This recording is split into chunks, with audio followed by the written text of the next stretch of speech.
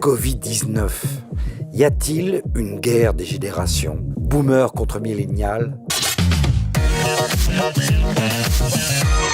Et là, on arrive au moment où la machine se grippe et je sens qu'il y a une catégorie de boomers qui, eux, ont bénéficié de 30 Glorieuses, qui sont en train d'essayer, coûte que coûte, d'arriver au bout, en tout cas d'arriver jusqu'au tombeau tel que la France est actuellement. Et après, advienne que pourra.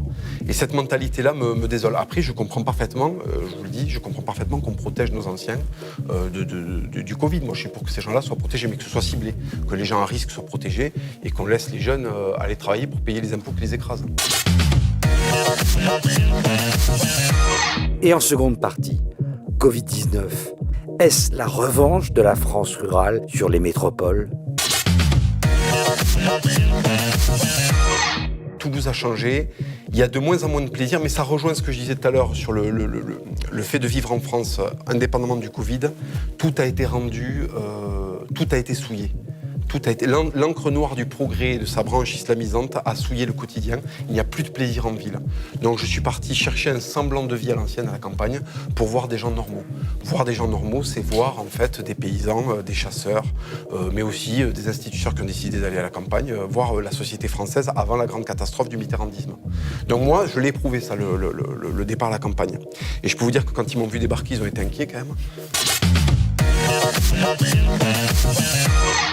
Pour en parler, l'invité spécial de Martial Bild est un passionné d'histoire, youtubeur aux millions de vues et scénariste.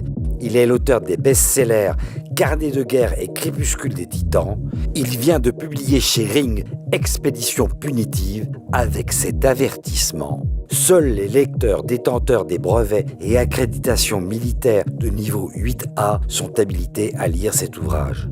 Un livre qui se donne pour mission de désinfecter aux lance-flammes et missiles balistiques intercontinentaux le moindre recoin de notre pays ravagé par le laxisme. Lors de sa précédente venue, son bistrot Liberté avait cartonné. Je vous demande d'accueillir Papacito!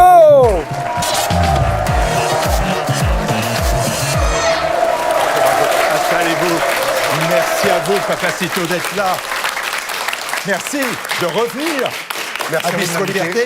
Alors, normalement, on ne revient pas à Bistro Liberté, mais le dernier, malgré les menaces, eh bien, nous avons eu les menaces et la censure, puisque votre précédente émission a été censurée par YouTube. Et pourtant, vous continuez à dire votre vérité.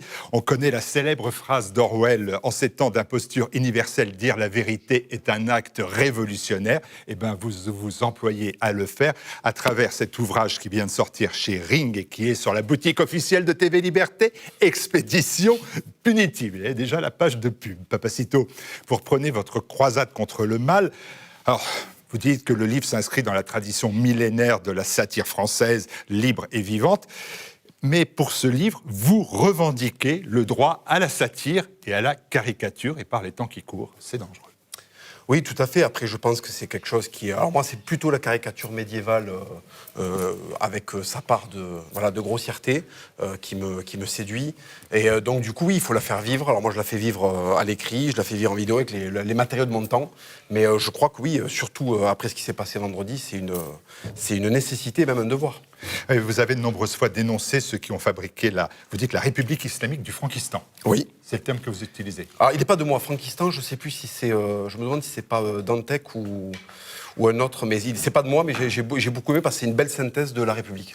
Est-ce que l'horrible assassinat de l'enseignant Samuel Paty vous renforce dans l'idée qu'il y a, je cite, une tentative d'islamiser, vous dites, la plus brillante civilisation humaine occidentale de l'histoire? Est-ce que ça vous renforce dans cette idée? Oui, tout à fait. Et je l'avais argumenté précédemment quand j'étais venu. Voilà, la France représente quelque chose d'énorme en Occident.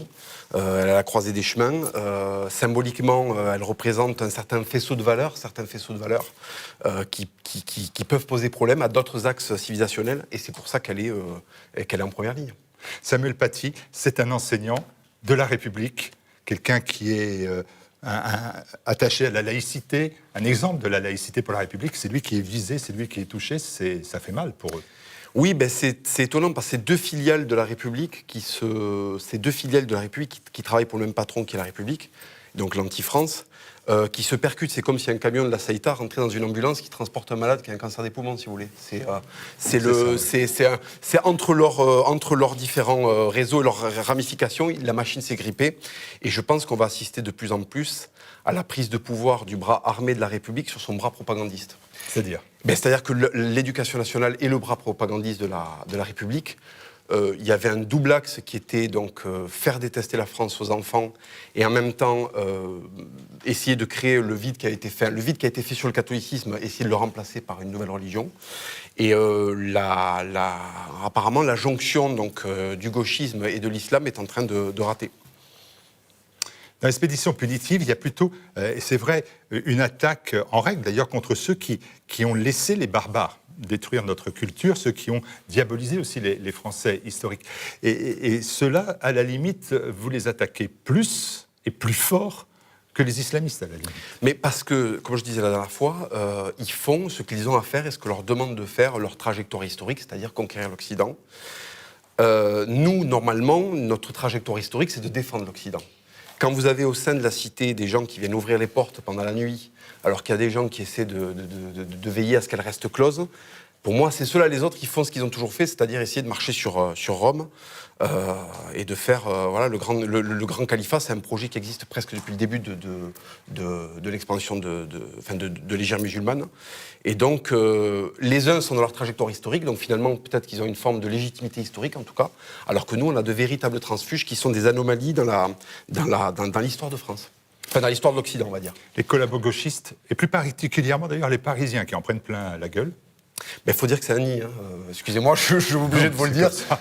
Parce que j'avais remarqué aussi. À Toulouse, c'est de la collaboration d'artisanat. Il y a encore le côté sud-ouest. C'est pas très. Là, je sens que c'est industrialisé. Si vous voulez, quand je me balade à Paris, tout est bien. Il y a bien les pistes cyclables pour pouvoir se faire égorger proprement avec un taux de carbone qui frise les zéros. Donc, si vous voulez, c'est très très particulier Paris pour moi. Alors que ça a été toujours pareil. Ça a été le centre nerveux de la France. Et aujourd'hui, c'est le centre nerveux de sa destruction. Donc, le paradoxe est d'autant plus saisissant.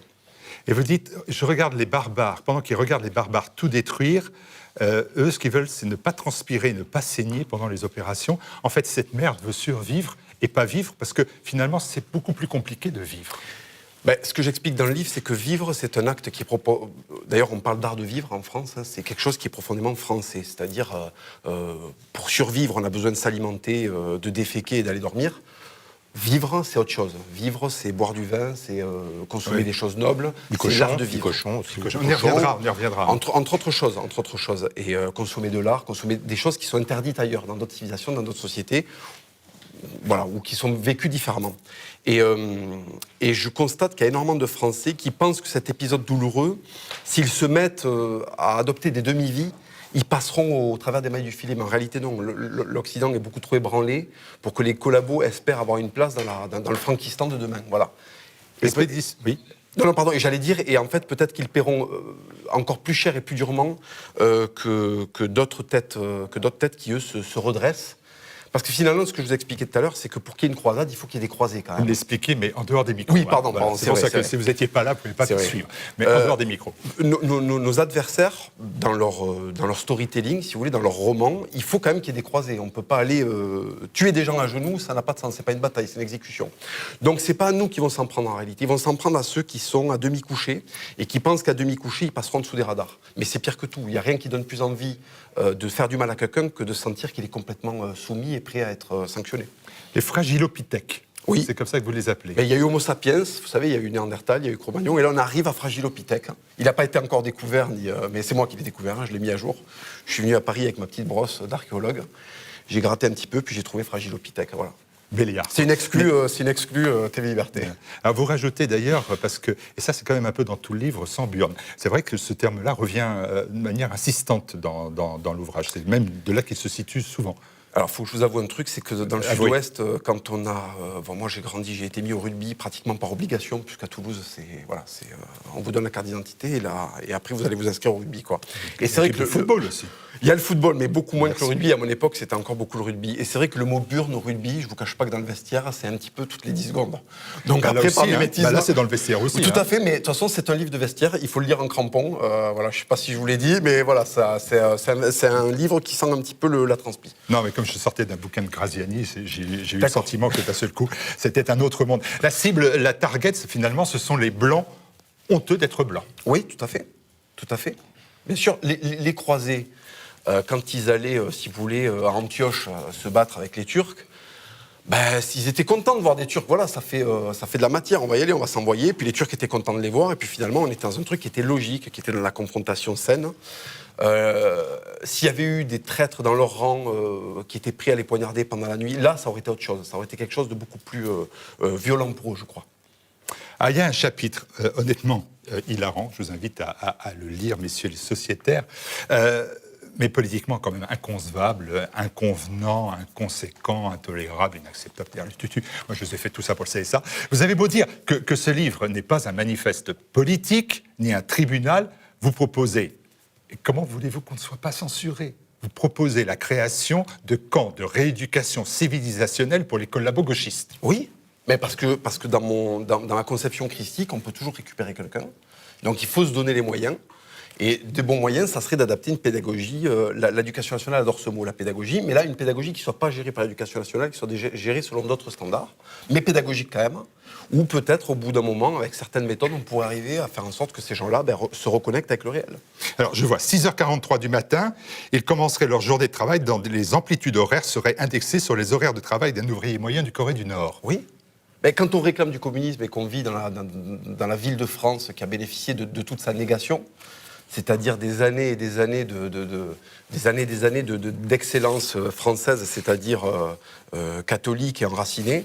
Quand on sait ce que propose le communisme, c'est antinomique. Se réclamer du communisme en vivant dans le creuset de la civilisation chrétienne occidentale, c'est un parjure. Il y a quelque chose qui va faire plaisir à Francis Bergeron. Vers 14h, il pourrait prendre une collation toujours basée sur la ration moyenne d'un Cambodgien sous la dictature communiste de Pol Pot.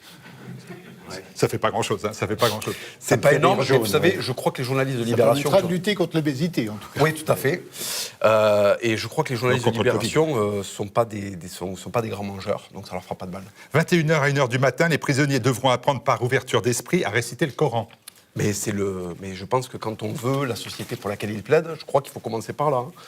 C'est un des prérequis. Vous savez, quand on vivait à Raqqa, les gens qui vivaient à Raqqa sous le califat, je crois que c'est la première chose qu'on leur demandait. Donc il n'y a pas de raison que les journalistes français qui appellent à ce qu'on ait la même société qu'à Raqqa prennent le même pli que les habitants de Raqqa.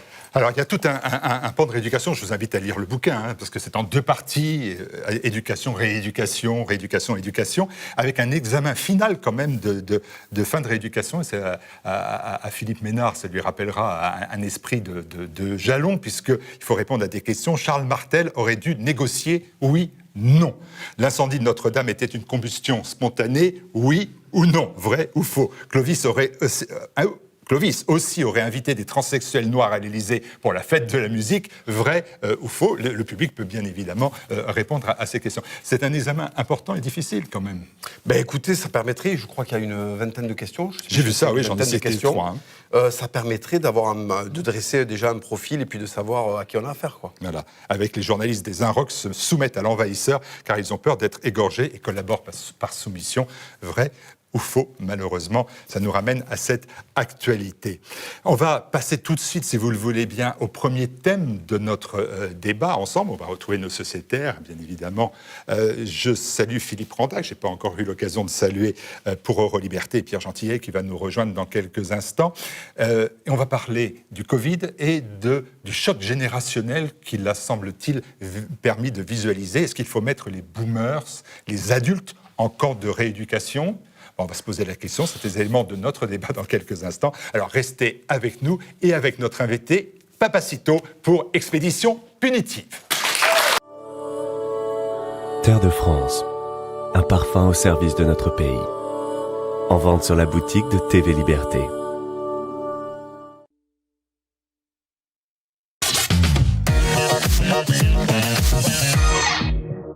Covid-19.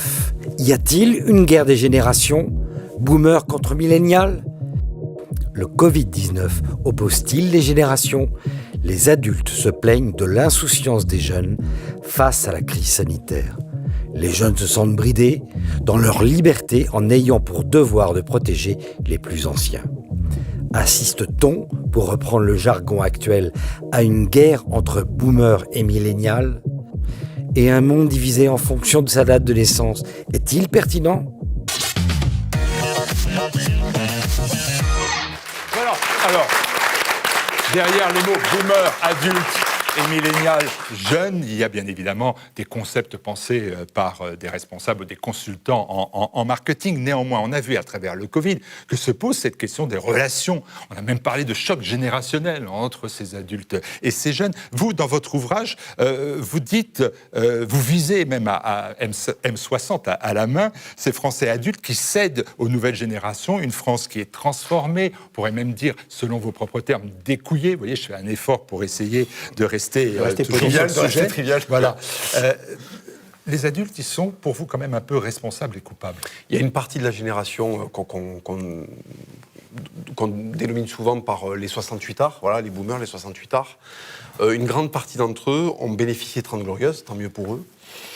Et ils n'ont pas transmis ce qu'ils ont reçu. Alors peut-être qu'ils n'ont pas pu le faire, peut-être qu'ils ont eu une conjoncture particulière, eux, et qu'ils ne pouvaient pas transmettre par la suite. Mais en tout cas, j'ai l'impression qu'ils nous donnent pratiquement un pays pire.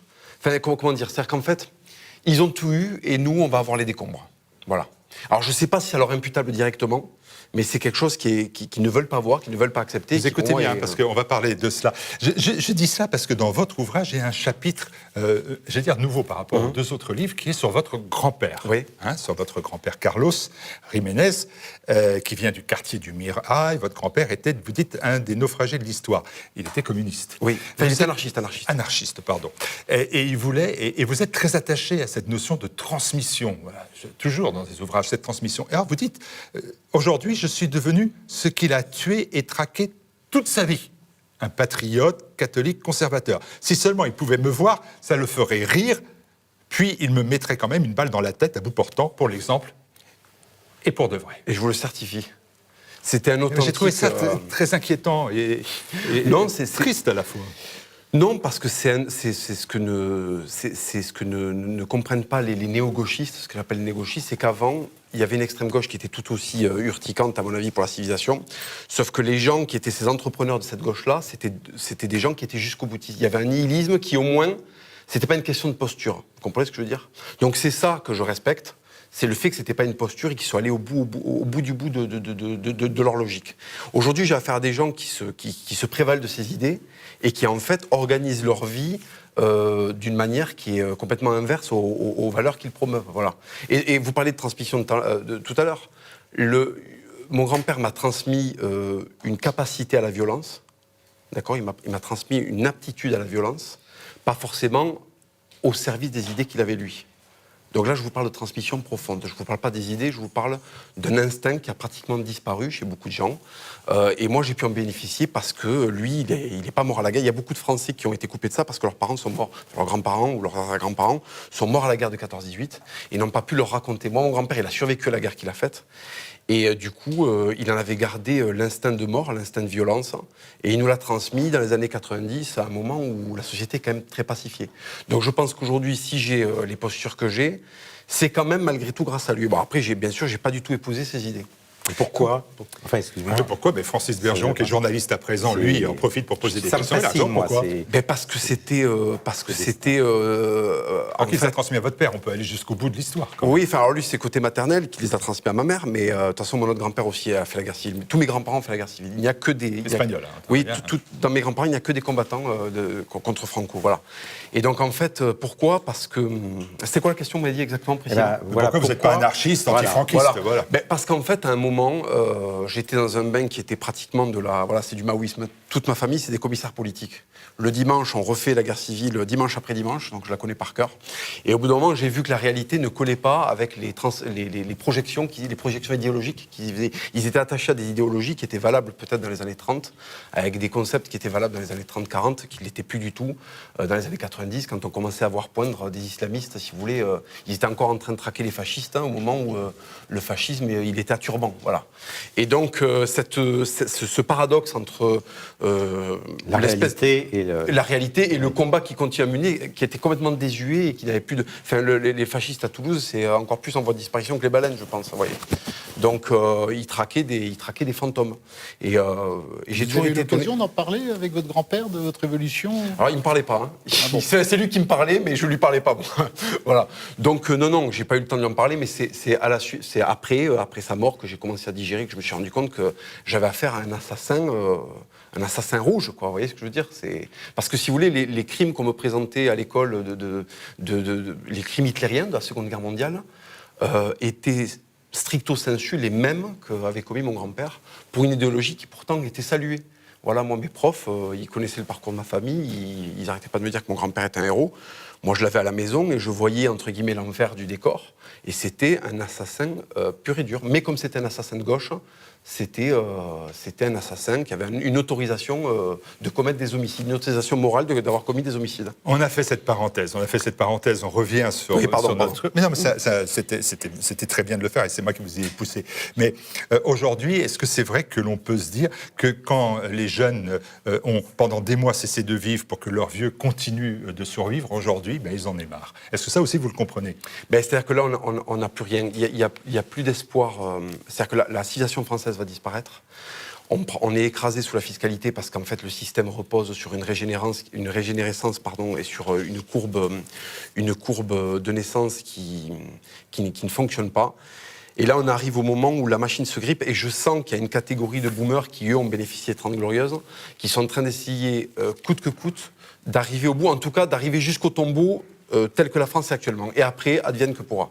Et cette mentalité-là me désole. Après, je comprends parfaitement, je vous le dis, qu'on protège nos anciens du Covid. Moi, je suis pour que ces gens-là soient protégés, mais que ce soit ciblé, que les gens à risque soient protégés et qu'on laisse les jeunes aller travailler pour payer les impôts qui les écrasent. Je remercie d'ailleurs le public de se plier aux règles imposées par les autorités pour cette émission dans le cadre des sociétés audiovisuelles. Francis Bergeron, vous aviez la parole à l'instant sur ce choc générationnel. Est-ce qu'il existe véritablement ? Est-ce que ce n'est pas un concept ? J'ai du mal à le croire. L'expression boomer, je l'ai entendue pour la première fois il y a 2 ou 3 ans. J'ai un fils qui est aux États-Unis et je lui disais c'est drôlement bien ce que tu es en train de vivre, Trump est au pouvoir, et il me disait chaque fois ok boomer. Et je lui disais puis il y a Bannon, et puis il y a ceci, et puis est-ce que tu pourrais pas me ramener de la documentation sur Reagan, je ferais bien un truc sur Reagan. Ok boomer. Et je ne savais pas ce que ça voulait dire, je comprenais pas. Et puis après j'ai découvert qu'en fait il m'injuriait en quelque sorte. C'est ça. Il était en train de me dire bah oui vieux con. C'est la traduction pour vous, boomer, vieux con. C'est-à-dire, en fait, boomer, c'est quelqu'un qui donne un point de vue qui est conservateur. Oui, c'est ça. Non, puis, dans son esprit, conservateur, dépassé. Oui, déphasé. Le boomer, c'est Exactement. celui qui n'a rien compris, en fait. Exactement. Voilà. Non, c'était... Donc c'est particulièrement injuste à ton égard, Francis, je tiens à le dire. Merci. Je croyais que c'était la génération qui faisait des booms. C'était sympa, les booms. Non, c'était bien. Surtout avec Sophie Marceau. Mais bon. Alors, on est tous le boomer de quelqu'un, c'est évident.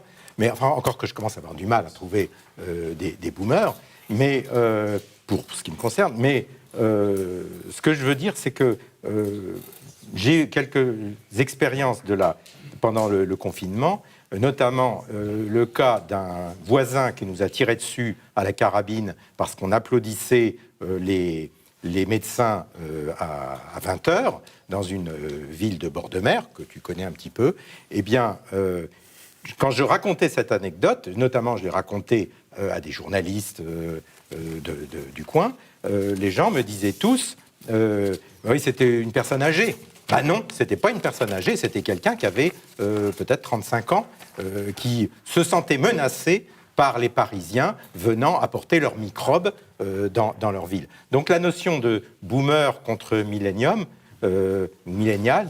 c'est assez relatif. Moi, j'ai pas vu personnellement de cas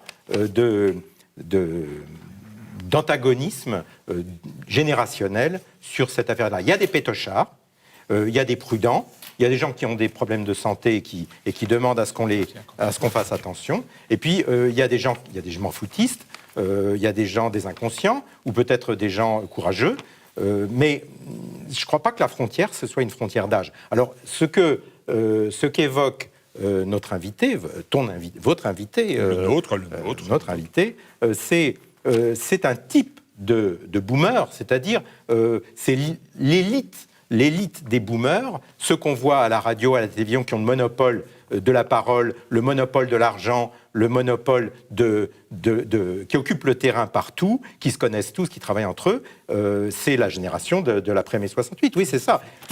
Voilà. Et cette génération-là, aujourd'hui, ce sont des boomers ou des après-boomers même. Ouais, c'est vrai.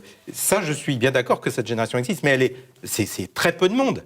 C'est beaucoup de gens à la télévision, c'est beaucoup de gens dans les médias, mais c'est très peu de monde en termes d'effectifs. C'est un peu comme les propriétaires des journaux, des médias français et dans le monde, c'est très peu de monde. C'est très peu de monde. Voilà, c'était juste ça ce que je voulais dire. Voilà, à la une de Présent d'hier, c'était hier, élus locaux fricotant avec les islamistes, faux laïcs et vrais collabos, indigénistes, communautaristes, tous coupables. C'est la une de Présent que vous retrouvez dans vos kiosques et vos marchands de journaux. Et je donne la parole à Philippe Ménard, qui l'avait prise à l'instant, et qui est le rédacteur en chef de Politique Magazine, avec à la une ce mois-ci, la relance, le choc. Et oui, moi je suis un peu comme Francis. D'abord, je suis vieux comme lui. Et, beaucoup plus jeune, beaucoup plus jeune. Oui, mais quand même beaucoup moins que notre camarade. Voilà. Et donc, voilà, Oui. donc, qui est un peu le parangon. C'est la toise à laquelle nous nous mesurons tous. Et, On y arrivera. Voilà, on y arrivera. Oui. Prépare-toi. Voilà. Non, moi, je suis d'accord. En fait, j'ai pas vu de boomers contre les millennials. Alors oui, j'ai vu les riches urbains contre le reste de la France, parce que voilà, un retraité gilet jaune, en fait, voilà, il est boomer. Pas tant que ça. D'abord, il n'arrive plus à payer ça. Il n'arrive plus à payer sa maison. Gilet, il n'arrive plus à payer son gilet. Sa voiture roule au diesel. Il va bientôt devoir la larguer parce qu'Anne Hidalgo et les autres lui disent qu'elle pollue quand eux viennent en vacances. Voilà, c'est pas vrai. L'éditrice Odile Jacob est en train d'interdire dans son village à un haras de se monter à côté de sa maison de campagne parce que ça pue. Alors, comme ça pue et qu'elle vient de temps en temps à la campagne, elle n'a pas envie que ça pue. Elle, c'est un vrai boomer, il n'y a pas de doute. Voilà. Odile Jacob Odile Jacob est une boomeuse absolue. Voilà. Mais ces gens... Les vieux dans les EHPAD ont été internés autant que les jeunes, en fait. Donc, en fait, il y a peut-être une construction médiatique. On nous explique que les jeunes pleins de sève ont besoin de faire des fêtes dans les immeubles des résidences étudiantes, mais... Les vieux sont enfermés tout autant. Les dames de 75 ans qui sont en pleine forme et à qui le fils de 48 ans explique « Non, maman, je t'interdis d'aller au bridge car je ne vais te voir que 2 fois par an, mais je tiens à ce que tu restes enfermé dans ton appartement à mourir de chagrin sans tes amis. » Elles sont autant enfermées que les jeunes qui, eux, d'ailleurs, ne sont pas si enfermés que ça. Et on a des reportages en permanence à la télévision où de jeunes crétins nous expliquent vous comprenez, quand on est jeune, on est insouciant, c'est bien normal qu'on ne soit pas malade et qui, en même temps, du coup, se rue à l'hôpital se faire tester.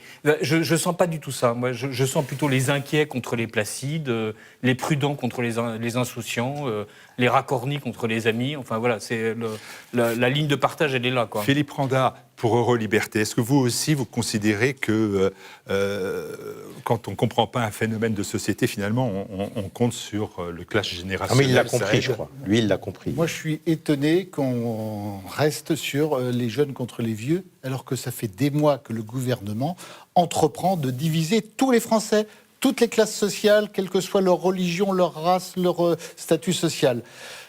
Une fracturation générale, c'est ça que vous voulez dire? Mais il n'y a même pas de génération. C'est la France du pays légal qui ne veut pas que la France du pays réel lui demande des comptes sur sa gestion calamiteuse de cette crise. Donc, elle perdure depuis des mois. Alors effectivement, On explique aux jeunes qu'ils ne doivent pas aller embrasser leur grand-mère et leur grand-père parce que ça va les tuer. On explique aux personnes de plus... Alors ça dépend, on est vieux à quel âge là, j'ai un coup de vieux sur ce plateau, parce que moi je ne me voyais pas encore si vieux, mais il paraît qu'on commence à 60 ans, 70 ans, 75 ans. Âgé de il faut 53 sortir, il faut faire 73 attention, ans. on est en danger. Je crois que je l'ai déjà dit une fois, je le répète, parce que maman écoute TV Liberté. À 90 ans, elle était en rééducation à l'hôpital pour un AVC. Eh ben, elle a eu le coronavirus, elle a terrassé la bête, elle est toujours vivante. Elle est jeune, maman ? Oui, elle est très jeune. Voilà. Et puis elle écoute TV Liberté, et elle ce écoute qui TV maintient. Liberté. Donc, Elle le regarde même quelquefois. il faut arrêter. Effectivement, les divisions, c'est pas entre jeunes et vieux, c'est entre ceux qui sont paniqués depuis toujours, ou qui ont été paniqués et qui ont sont gênés d'avoir été paniqués par cette manipulation des gouvernements, et ceux qui, effectivement, en ont marre. Et moi, ce dont je m'aperçois, c'est qu'il y a en plus de gens qui en ont assez. Mais qui en ont assez parce qu'ils comprennent bien quand même que tout ce que raconte le gouvernement là-dessus, ça commence à plus être très crédible. Et en plus de ça, il y a une chose, un phénomène de société. Il faut bien qu'à chaque mal, il y ait un bien. On est à une époque de zapping. Maintenant, toute cette comédie, les gens commencent à en avoir marre. Ils veulent que ça change. Ils veulent Philippe autre chose. Condat, Peut-être des choses de pire. petite question. Et je dirais que la décapitation de ce prof d'histoire abominable cette semaine, c'est abominable. C'est pas la première fois. Il y en a eu d'autres en France, et malheureusement, il est à craindre qu'il y en ait encore d'autres à l'avenir. Ça a évité de parler du Covid pendant un instant. Et ça a évité de parler du Covid. Ouf, on a parlé d'autres choses, ça va pas durer, on va revenir, ça va durer la décapitation, ça va durer qu'une semaine, hein. On va parler d'autres choses après, mais non, c'est l'âme de fond, on en reparlera à la prochaine décapitation. Je reviens, Et Philippe donc ce Condat. gouvernement, pour l'instant, sauf ses miches, si vous me permettez l'expression, mais c'est une expression que vous appréciez. Ah, moi, c'est des gros mots toute la journée, donc... Le oui. gouvernement sauve ses miches parce que le jour où il aura des comptes à rendre, qu'est-ce qu'il va dire ? Qu'est-ce qu'il va dire sur le fait que 9 mois après le début de l'épidémie, les hôpitaux sont dans le même état qu'à l'automne dernier, il y a un an. Il n'y a pas plus de lits de réanimation, il n'y a surtout pas plus de médecins en réanimation, c'est une catégorie bien spéciale. Ils n'ont rien fait depuis. Ils ont juste fait une chose, 100 milliards. Ils ont balancé du pognon de dingue, ce qui permet qu'aujourd'hui, la France se porte pas si mal que ça économiquement. Ça se porte même plutôt bien. On a donné de l'argent partout. Et jusqu'au 1er octobre, les tribunaux de commerce étaient fermés. Bon, je l'ai appris au dernier Bistrot Liberté. Martial, c'est notre invité qui nous l'a appris. Donc effectivement, la France ne va pas si mal comme ça, sauf qu'elle commence à en avoir marre. Et toutes ces divisions que le gouvernement insuffle, effectivement, mais c'est pas spécialement entre jeunes et vieux. Pierre Gentillet, avocat, je vais vous donner la parole tout de suite, avant de faire venir notre expert. Vous avez vu les premières réactions, c'est en gros, on refuse ce jeu générationnel, ça n'existe pas. J'ai trouvé un intellectuel qui s'appelle Britton Ellis, lui, il a qualifié les millénials du terme de génération chochotte. Et donc là, il a opposé à Hockey Boomer le hockey millénial. Toujours un concept de marketing, vous pensez que ça ne pose pas de problème. Exemple encore, et après je vous donne vraiment la parole. En mars, on dit, il y a un cluster, on a trouvé le cluster, c'est les évangélistes. Les évangélistes, ils ont foutu le Covid à la France entière. C'était à Mulhouse. Aujourd'hui, c'est Audencia, c'est les jeunes à Audencia, c'est les jeunes dans un bar à Arcachon. C'est eux qui sont les clusters qui donnent le Covid à la France entière. Donc, voilà, on pointe quand même ces jeunes-là. Voilà, c'est mes réflexions. Est-ce que vous considérez néanmoins que tout ça, ça n'existe pas, ok boomer, ok millénial, c'est de la bibine? C'est de là, vous dites? Bibine. Moi, je pense qu'effectivement, c'est du faux clivage. Hein. Alors ensuite, tout dépend, encore une fois, le vrai sujet, c'est la question de la définition. C'est-à-dire, le boomer, si on parle de la génération en fait, qui est née entre 1945 et 1960, oui, effectivement, c'est pas très pertinent de les opposer. Par contre, effectivement, si dans les boomers, on parle de la génération Cohn-Bendit, on ne peut pas s'empêcher d'avoir un certain sourire à l'idée que ces gens-là ont fait mai 68 en disant notre petite liberté personnelle, individuelle, prime sur l'ordre social. Aujourd'hui, leur ordre sanitaire prime sur la liberté des jeunes, de s'amuser, etc. Parce que, accessoirement, j'enseigne à l'université, j'ai des étudiants. Au total, ils vont perdre un an quand même. Hein. Un an pendant lesquels, et c'est les premières années... Est-ce que c'est vous qui donnez les cours ou... Je donne des cours, oui, je donne des cours à la faculté. Il se trouve que ces gens-là vont quand même perdre un an. Et typiquement, la première année, vous voyez, la première année de droit, c'est l'année où on fait tous nos contacts. Bon, ça a l'air de rien. Mais c'est tellement important, et en plus, avec tout ce sentiment d'injustice dont on va parler sur la gestion de la crise sanitaire, etc., ça fait que, je trouve que ces gens-là payent les erreurs de gestion, les erreurs des gouvernants, etc. Donc on doit aussi avoir à l'esprit ça, mais en ayant bien défini ce qu'est le boomer, hein, évidemment, si on parle de la génération mai 68. Je voudrais juste faire 2 petites remarques. Tout d'abord, effectivement, je voudrais rebondir sur ce que disait Philippe. Effectivement, moi, il y a quelque chose qui m'a un peu serré le cœur. C'est qu'aujourd'hui, on est à un endettement d'à peu près 120% du PIB. Je crois on était à 99 ou 98% avant les crises. On a pris 20% d'un coup, puis aujourd'hui, c'est Noël. Hein. Je veux dire, Jean Castex, il arrive, il distribue 10 milliards pour les soignants, 5 milliards pour les aides à domicile, etc. Enfin, c'est Noël avant l'heure. Et demain, là, on boit, et puis demain, il va y avoir la gueule de bois. Et on réduit les impôts. On va devoir payer. Hein, on dit pas d'impôts, vous inquiétez pas, payez pas. C'est avant le prochain quinquennat, où là, on va payer. Ça, c'est un argument. Moi, ce que je voudrais dire, c'est que j'ai été très indigné de la facilité avec laquelle, j'adore le mot médiatique, on devrait étudier plus les mots qui nous sont avancés, les mots du communicant, parce qu'ils disent beaucoup de choses. On débloque de l'argent. Ça veut dire quoi, on débloque de l'argent ? Il n'y a plus d'argent. On est à un endettement de plus de 100% du PIB, 120% du PIB, on est passé de 100% à 120%. Pourquoi est-ce qu'on ne pouvait pas débloquer cet argent avant pour augmenter les places dans les hôpitaux ? Pourquoi est-ce qu'on ne pouvait pas débloquer cet argent avant pour aider les Français qui sont dans la difficulté, qui sont à la rue ? Et aujourd'hui, il y en a encore plus à la rue. Il y a 1 million de pauvres en plus que l'an dernier, sachant que le rythme, c'était 1 million de pauvres en plus tous les 3 ans. Donc je trouve ça complètement indécent, cette histoire de débloquer d'un coup des milliards. En fait, on voit que quand on veut utiliser de l'argent, quand on veut endetter, on peut. Hein. Là, il n'y a pas de problème. Mais on ne l'a pas fait pour les hôpitaux. Et effectivement, on ne l'a pas fait pour les hôpitaux. Et c'est ça, en fait, le vrai sujet, en fait. Et j'en termine par là. C'est qu'en réalité, le gouvernement agit de cette manière, non pas tant pour des raisons sanitaires. Bien sûr qu'il y a un Covid, je ne le nie pas. Mais en réalité, c'est une crise matérielle et politique. Nous avons 5 000 lits de réanimation en France. L'Allemagne en a 28 000. Elle a un budget sur la santé qui est inférieur au nôtre. 11,3% du PIB français passe dans les dépenses de santé. La question, et ça va lier au sujet d'après sur la France périphérique contre la France des villes, c'est où va l'argent ? Où va l'argent ? Est-ce qu'il y a un tiers des hôpitaux, c'est de l'administratif. Excusez-moi, juste pour les gens qui nous regardent, imaginez que votre entreprise, vous gagnez 100, 33, ça va pour votre comptable. Il y a un problème.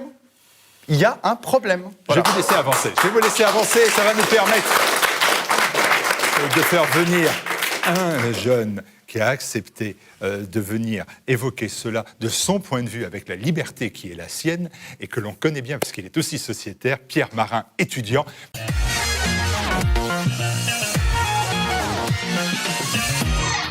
Pour cette contre-expertise. Je commence à m'inquiéter parce que j'entends des trucs incroyables depuis tout à l'heure. J'ai vu que Pierre Gentillet vous faisait réagir durement. Philippe Mineur, il n'a pas pu s'empêcher de placer quand même un jeune insouciant ou un jeune con à un moment, mais c'était pas mal. Ouais, mais merci. Sur le reste, c'est très surprenant. Je me soigne un peu.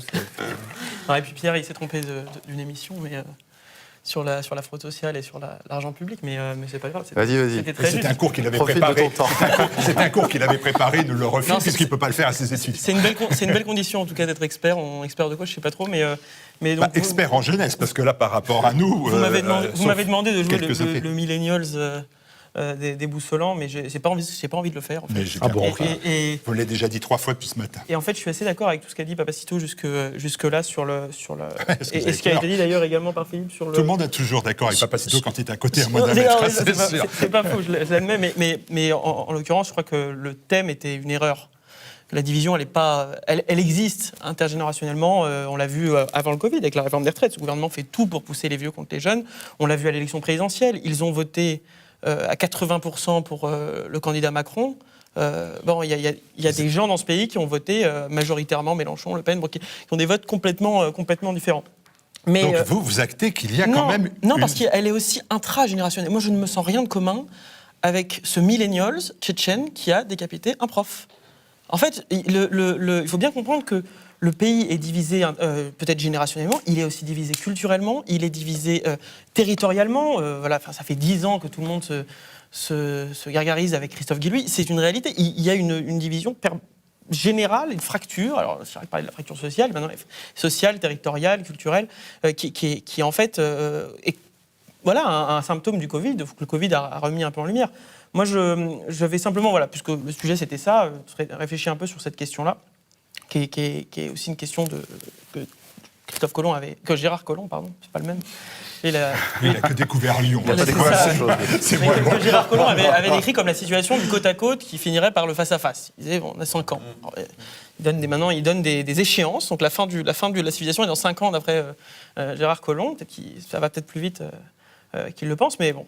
Il parle du face-à-face. Il y a un face-à-face générationnel qui est vrai. Mais c'est la responsabilité de nos anciens. C'est la responsabilité de ceux qui ont fait ce monde. Il y a 2 manières de communiquer entre générations. Vous actez bien le hockey boomer. Là. Non, justement, parce qu'il y a 2 manières de communiquer entre générations. Il y a une communication ascendante, une communication descendante, qui est la transmission. Ce truc-là, la génération présente l'a détruit. En fait, les gens qui aujourd'hui se plaignent que les jeunes ne les respectent pas sont des gens qui ont tout fait pour ne plus rien transmettre. Donc ils ne peuvent pas derrière venir se plaindre qu'il y ait des jeunes qui ne les respectent plus. Ça, c'est une première chose. Vous êtes d'accord avec ça? Je suis 100% d'accord. Et la deuxième forme de communication, qui est la communication ascendante, il y a des gens aujourd'hui qui insultent, et ça je le dis parce que je suis pas un mou centriste, c'est pas ma réputation, quoique. Mais il y a des gens qui aujourd'hui disent, oui, les jeunes, en 70, en 14 et en 40, ils étaient beaucoup plus remués, ils allaient dans les tranchées, ils se plaignaient moins et que de rester enfermés chez eux. C'est un argument, j'entends, mais moi c'est un argument qu'on mais m'a c'est un répété argument 100 fois, idiot je de la part l'aime de pas. gens qui n'ont absolument rien vécu de cela, qui ont bénéficié d'une croissance économique plutôt prospère, d'un pays tranquille, où il n'y avait pas voilà, donc si vous voulez, l'argument, il n'est pas recevable. Comprendre que c'est un enfer pour des jeunes de 18 ans de ne rien vivre aujourd'hui, d'être enfermés chez eux, de ne pas rencontrer leurs femmes, peut-être parce que c'est le moment où on fait ces rencontres, et peut-être que ce sera irrémédiable, de ne pas rencontrer leurs amis, parce que c'est à la fac, c'est au lycée qu'on se fait des amis pour la vie, de perdre cette construction sociale qui est si importante quand on veut construire des hommes libres et indépendants, et ne pas le comprendre, ça aussi, c'est un problème de communication. Donc il y a la transmission, il y a l'écoute de la jeunesse, et encore une fois, donc ça c'est parce que c'était le thème, et encore une fois, le problème il est encore plus général. Alors, je suis profondément d'accord avec ce qui vient d'être dit. Après, il faut... C'est mieux pour ta survie, enfin pour votre survie. Il faut bien être conscient quand même aussi qu'il y a la question de pour qui est-ce qu'on se sacrifie. Effectivement, le type qui a 18 ans, voire des fois 15 ans, il y en a qui trichaient pour partir plus tôt et qui va au chemin des dames, il le fait pour un pays qui ne lui a pas encore planté un couteau entre les omoplates. Donc, il va défendre quoi? Des choses qui sont très très factuelles, qui sont la terre que lui ont léguée les anciens et qu'il laboure, qui pourtant est son fardeau, mais qui est sa seule richesse. Il y va pour ça. Il y va pour des institutions auxquelles il croit peut-être, même si elle commence à le décevoir. Il y va pour une idée de la France qui n'est plus une idée qui existe aujourd'hui. C'est-à-dire que c'est vrai que les jeunes n'ont pas l'adversité qu'ont eu les générations précédentes, mais en même temps, les générations précédentes... Moi je veux vous dire franchement, souvent je me demande jusqu'à quel point je vais mener le combat que je mène actuellement. Parce qu'on a beaucoup d'ennemis, on a des ennemis à gauche, on a des ennemis à droite. C'est très très compliqué de mener ce combat-là. Je me dis qu'à un moment, si j'étais entouré de gens pour qui le sacrifice est nécessaire, c'est ce qui s'est passé à Dien Bien Phu, à un moment, les gens ils regardaient autour d'eux, ils ne voyaient pas un traître. Il n'y avait que des frères d'armes, il n'y avait que des gens pour qui ça méritait de mourir. À ce moment-là, l'idée de la mort devient acceptable. Elle est terrifiante pour n'importe quel individu, mais elle devient acceptable parce qu'on arrive à la conceptualiser en silence, communément. C'est quelque chose de transcendantal. Moi, la France que je regarde aujourd'hui, est-ce que j'ai envie de me sacrifier pour elle? Est-ce que j'ai envie de faire don à la République, à Yann Barthès, à tous ces traîtres collabos de ma vie? J'en suis beaucoup moins sûr, peut-être que mes grands-parents, mes arrière-grands-parents, vous comprenez le truc? Donc, c'est vrai qu'aujourd'hui, le moindre petit sacrifice, parce qu'il ne faut pas déconner non plus, je veux dire, rester à la maison, le couvre-feu, c'est pas non plus la mort. Cela dit, c'est tellement insupportable que la génération précédente qui s'est pâmée dans la déconstruction, qui est le parangon de la déconstruction française, ils se sont passionnés pour la déconstruction. Et aujourd'hui, elle arrive au bout du bout du bout. Et eux, ils ont tout déconstruit. Ils nous disent, attendez, on a tout déconstruit, par contre, à 21h au dodo. Là, c'est très, très, très, très compliqué. Je l'accepterai si, par exemple, nos anciens avaient été des gens qui avaient tout fait pour sauvegarder le pays, je l'accepterai. Là, c'est vrai que c'est un petit peu bizarre qu'on les voit tout d'un coup avoir envie de survivre. Vous voyez ce que je veux dire? Civilisationnellement, ils n'ont aucune envie de survivre. Par contre, eux, personnellement, ils ont envie. Et ça, c'est vrai que c'est un petit peu détestable. Cela dit, comme dans le tas, il y a quand même des gens que je n'ai pas envie de contaminer ou de mettre en difficulté, ben, je me plie à la chose. Merci. qui peut rebondir? Chacun peut rebondir.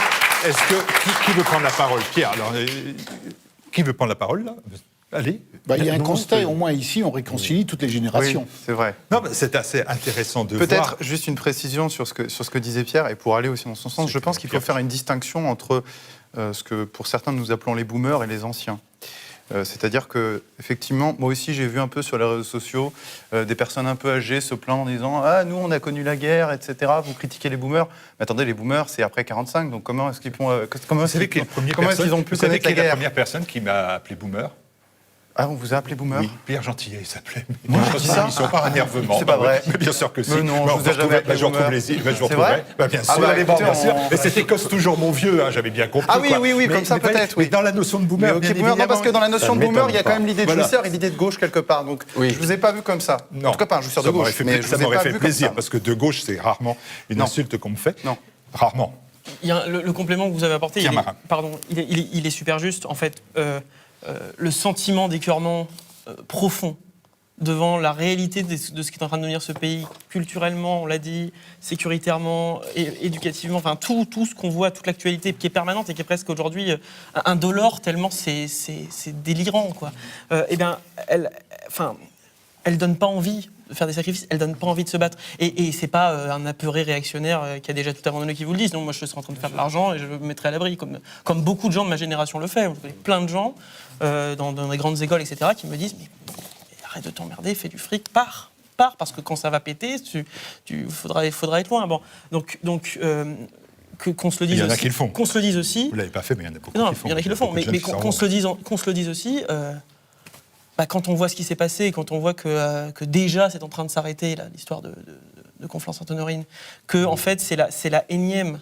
Moi, je disais je vais vous le dire, à mon paternel, ah bah tiens, c'est un Tchétchène cette fois-ci, il n'est pas pakistanais. Il avait déjà oublié qu'il y a 3 semaines, il y avait 2 personnes qui s'étaient fait repeindre au hachoir dans le 11e arrondissement de Paris. Enfin, ça n'a plus aucun sens. Moi, je suis un gars qui était dans un bar le soir où on a tué 130 personnes dans Paris.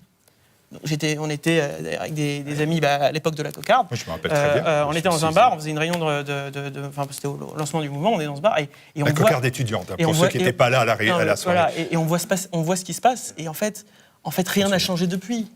Alors après il y a une ministre qui a démissionné parce qu'on allait faire la déchéance de nationalité pour des gens qui se faisaient exploser. Non, mais si vous vous rappelez ce qui s'est passé après le 13 novembre, il ne se passera rien là parce qu'il ne s'est jamais rien passé et qu'on ne confie pas la sécurité d'un poulailler au renard pour faire une papacitade, mais que... Allez, c'est parti. Et donc forcément, la déprime, elle vous sert. Puis surtout, ça va à côté de la plaque. C'est-à-dire ce qu'il faut dire aussi, c'est que Depuis que les jeunes qui il y a parlent. deux choses dans ce que tu dis. C'est L'hôpital public. Ah non, pardon, pas du tout. t'as lu mes notes, c'est ça. Vous lisez au-dessus de son Non, épaule. mais tout à l'heure, il en a Non. beaucoup parlé. Donc Non, j'en ai pas parlé encore. Attends, c'est pour le prochain thème, je réserve tout. Non, si je disais que la presse, les médias généralement, font, pour reprendre une expression que je tire de Laurent Vouzon, entretiennent un stress qui nous maintient en condition. C'est-à-dire qu'effectivement, on a oublié cette histoire de Pakistanais, parce qu'on est passé à autre chose.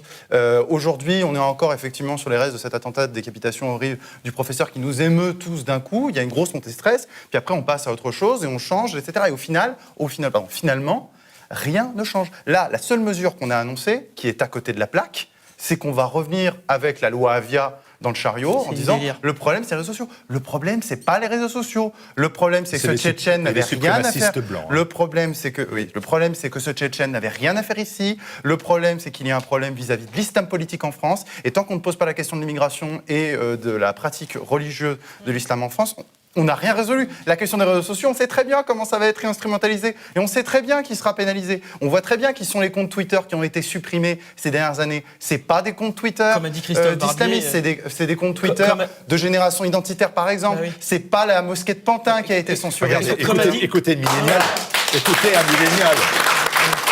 Écoutez un millénial. Il a des références. Comme a dit Christophe Barbier, Vous voyez la référence. Profitons-en. Hein.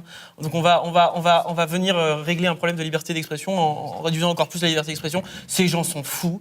Il y a 2 choses à faire avec ça. Et s'ils ne le comprennent pas, qu'ils nous laissent les manettes, hein, puisqu'il faut rajeunir tout et qu'on nous laisse faire. Dehors, Dehors, c'est le premier mot. Dehors tous. Et Pascal. de l'ordre. Parce que qu'est-ce qu'on apprend, qu'est-ce qu'on a appris mercredi? Non, mais qu'est-ce qu'on a appris mercedi? C'est qu'il y a 2 gamins de 14 ans qui, en échange de 300 balles, ont vendu le professeur. Voilà. Donc dehors et de l'ordre.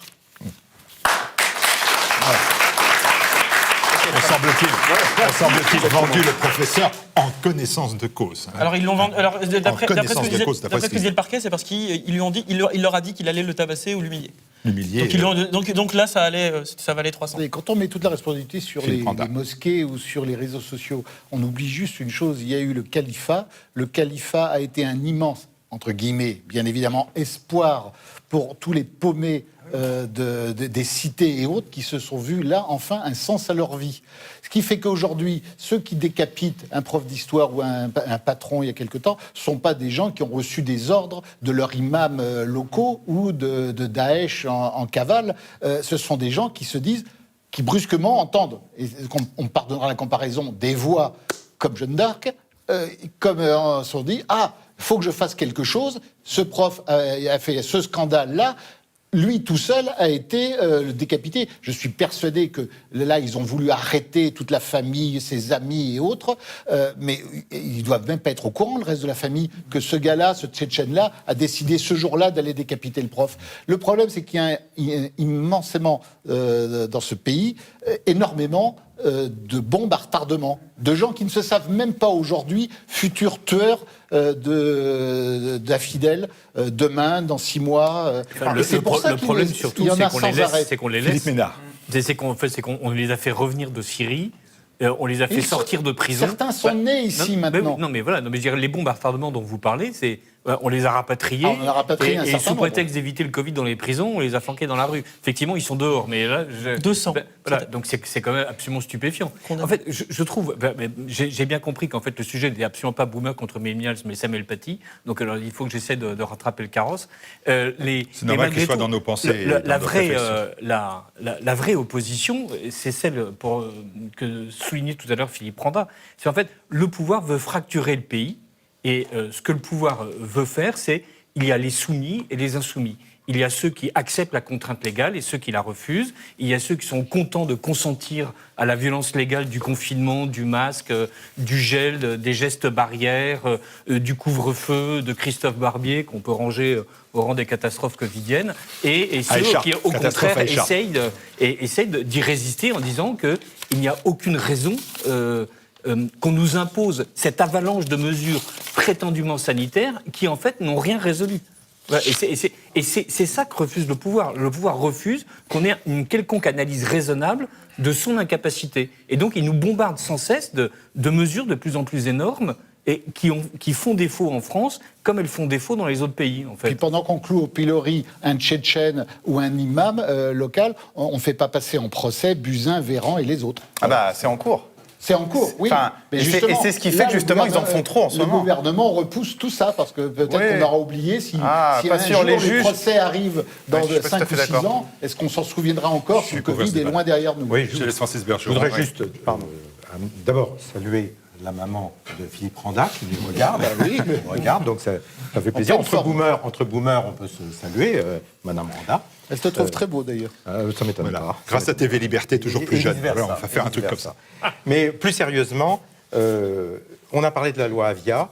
Et ce qui est intéressant de noter, c'est que dans le projet de loi Avia, le projet primitif, l'islamophobie était au centre du projet. Absolument. Au centre du projet. Alors après, ils ont retiré ça pour parler de la haine des musulmans, parce que évidemment, c'était très gênant. Et aujourd'hui, on vient nous dire que les associations d'islamophobie, qui luttent contre l'islamophobie, en fait, ce sont des couvertures d'islamistes.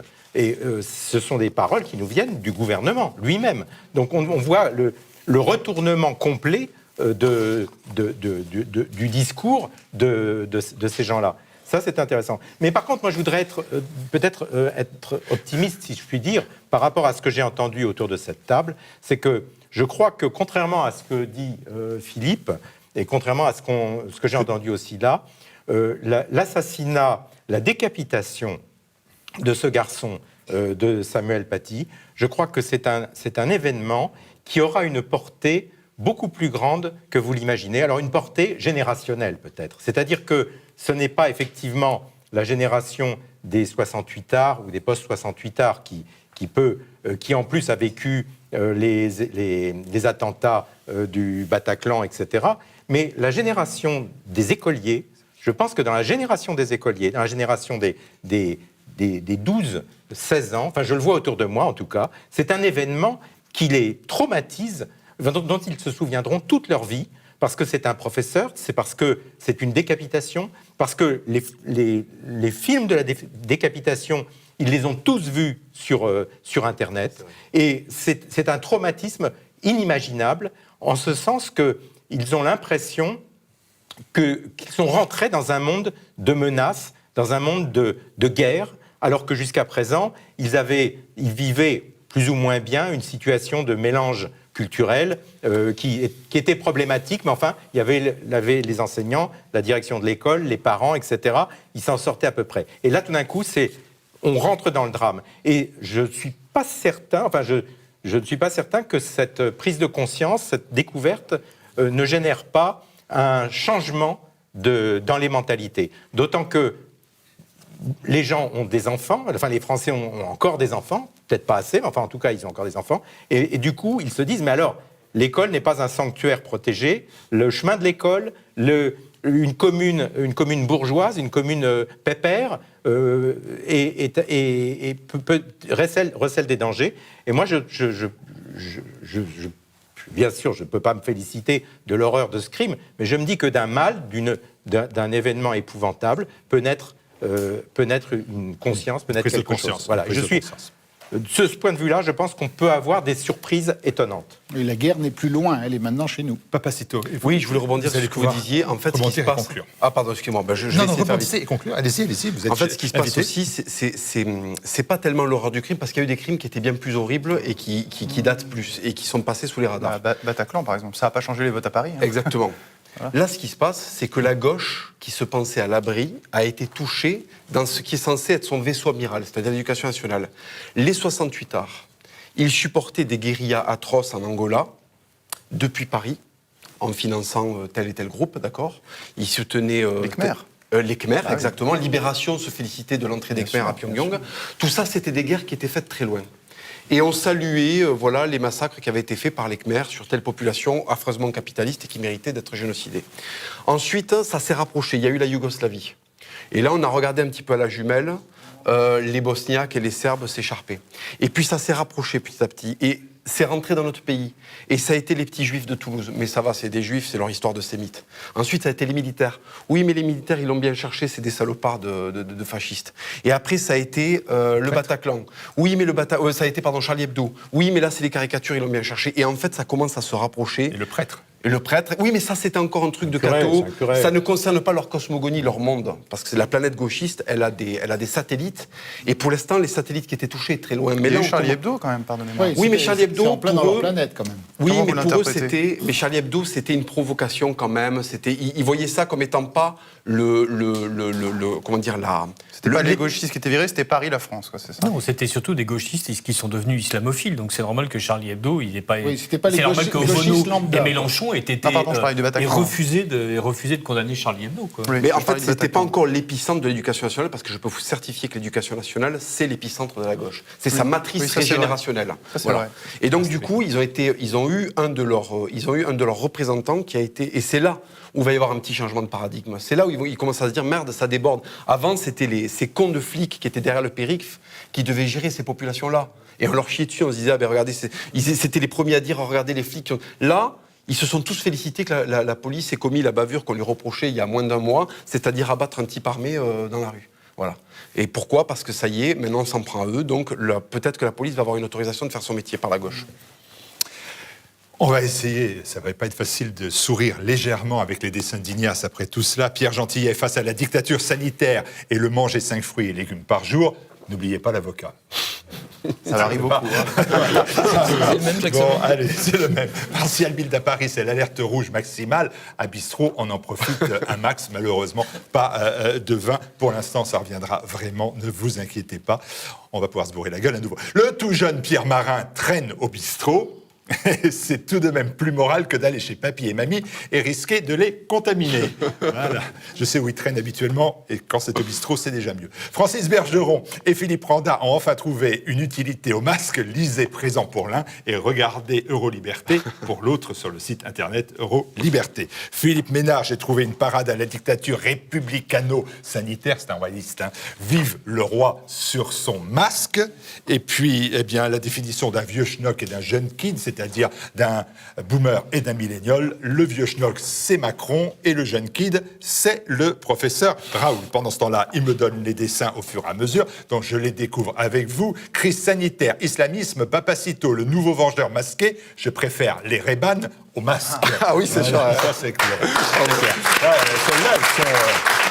Celles-là, elles sont recherchées. Oui, quand c'est même. vrai. Là, il faut faire un effort de... Ben, je voulais taper dans un petit peu Yves Saint-Laurent années 50, la France qu'on a envie d'habiter, et quand même un mec du régime de Bachar qui surveille si tout le monde ne dit pas de conneries. D'accord. Voilà, donc je crois que C'est ça dans j'ai les visé lunettes. tout juste. C'est incroyable, parce que moi vous voyez, ceux qui ont des lunettes, on n'a pas pensé à tout ça. Bon, on réfléchira après. Vers un couvre-feu renforcé, Macron dit, le virus s'est radicalisé. La réelle utilité du masque, asphyxier toute révolte populaire. Asphyxier tout court d'ailleurs. Hein. Face au Covid, Papacito a des arguments, surtout contre la dictature sanitaire. Et puis enfin, il est déjà de retour. Et oui, je sais, vous ne vous attendiez pas à revoir Papa si Oula. tôt. Ok, boomer. Ok, boomer. Ok, boomer. Bon, allez, je laisse céder. Je vous donne encore une seconde avant qu'on retrouve notre deuxième sujet. J'ai trouvé quand même dans votre ouvrage Expédition punitive, en vente sur le site de tvliberté.com à la rubrique boutique officielle. Une société peut se relever en quelques efforts. Et là, vous écoutez Pierre parce que vous allez voir que vous allez être mis à contribution. Réinstaurer le service militaire. 1. Diffuser les films de Charles Bronson dès la maternelle. 2. Asseoir un gros roi sur le trône, Philippe Ménard, ça y est, c'est bon.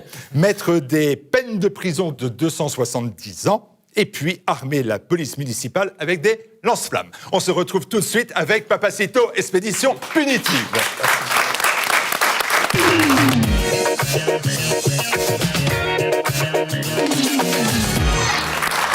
On se retrouve pour la suite de cette émission avec cette rubrique que vous avez déjà utilisée une fois. Vous en connaissez la procédure, des questions indiscrètes posées par une voix anonyme. On commence. Quel fait d'actualité vous a le plus marqué au cours des derniers mois ? Alors j'aurais aimé dire autre chose qu'une décapitation dans Feu, la 5e puissance mondiale et ce magnifique pays qu'est la France, mais non, je crois que c'est la chose la plus incroyable, la plus déprimante et la plus terrible que j'ai entendue ces derniers mois. C'est l'actualité qui nous a frappés. Alors c'est vrai que c'est la plus récente, mais là je crois qu'on dépasse un cap et puis c'est... Et pourquoi ?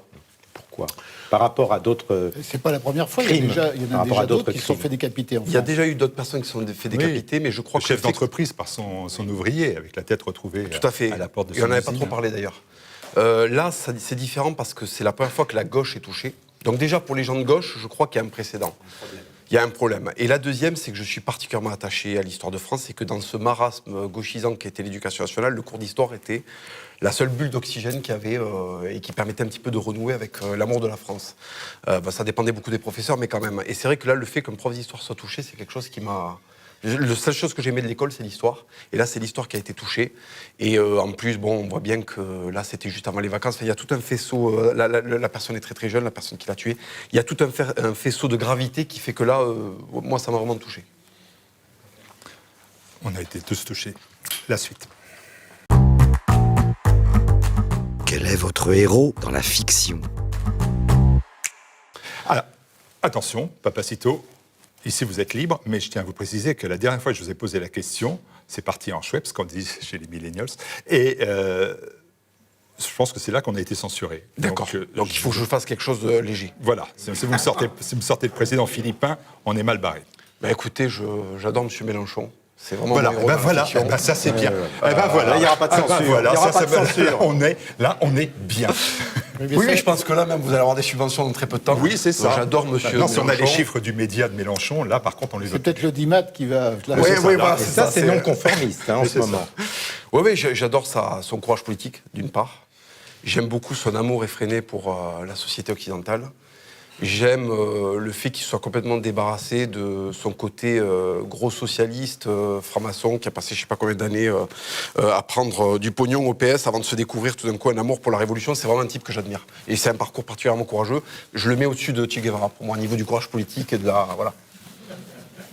Ah, là, je suis Mais sec. écoutez, voilà, pas de censure, je m'a dit pas de censure. je ne m'y attendais pas. On y va. On y va, on poursuit. Et si vous étiez un livre? En dehors de Papacito et en dehors des œuvres de Schering. Mais écoutez, je serais un livre de Christine Angot. Ça continue. Comme ça, j'irai dans l'aile psychiatrique de l'hôpital du Kremlin-Bicêtre prendre une consultation et essayer que ça aille mieux. Quoi, voilà. Christine Angot, c'est quelqu'un qui m'inspire profondément, comme Mélenchon. Ça, c'est mes héros aussi, ça fait partie de mes héros. Vous avez décidé de détruire cette rubrique. C'est ça que vous avez décidé. Vous m'avez dit pas de censure, donc je vous dis Christine Angot, j'adore, je pense que c'est l'avenir de la féminité, c'est la féminité que je veux voir. C'est l'équilibre mental que j'aime percevoir chez les femmes. C'est le charme secret de la France éternelle que j'aime déceler chez une femme, voilà. Bon, on poursuit, je vais me venger. Que chantez-vous sous la douche? Là, ça vous apprendra. Mais l'international. L'international toute la journée, l'international en italien, en russe. En espagnol, quand En même. espagnol aussi, pour faire plaisir à la famille. Allez, donc là, l'international. allez-y. Non, vous savez, il y a une époque où je l'ai connu, et puis à force de prier en latin, je l'ai oublié, c'est miraculeux. Donc je ne serais plus la chanter. Non, plus sérieusement, je ne chante pas sous la douche, je chante beaucoup trop mal. Et puis en plus, moi, je me chauffe au fioul, donc la douche, faut y rester 2 minutes parce que ça pompe. Donc pas le temps de chanter. À l'eau froide, Papacito. Oh, vous me surestimez là, je crois. Une expédition punitive. Ouais, faut pas exagérer. On poursuit. Avec qui aimeriez-vous dîner?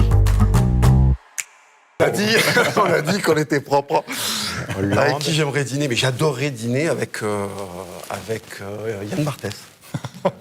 Mais déjà parce que je mange très peu de salade, donc là, ça sera l'occasion.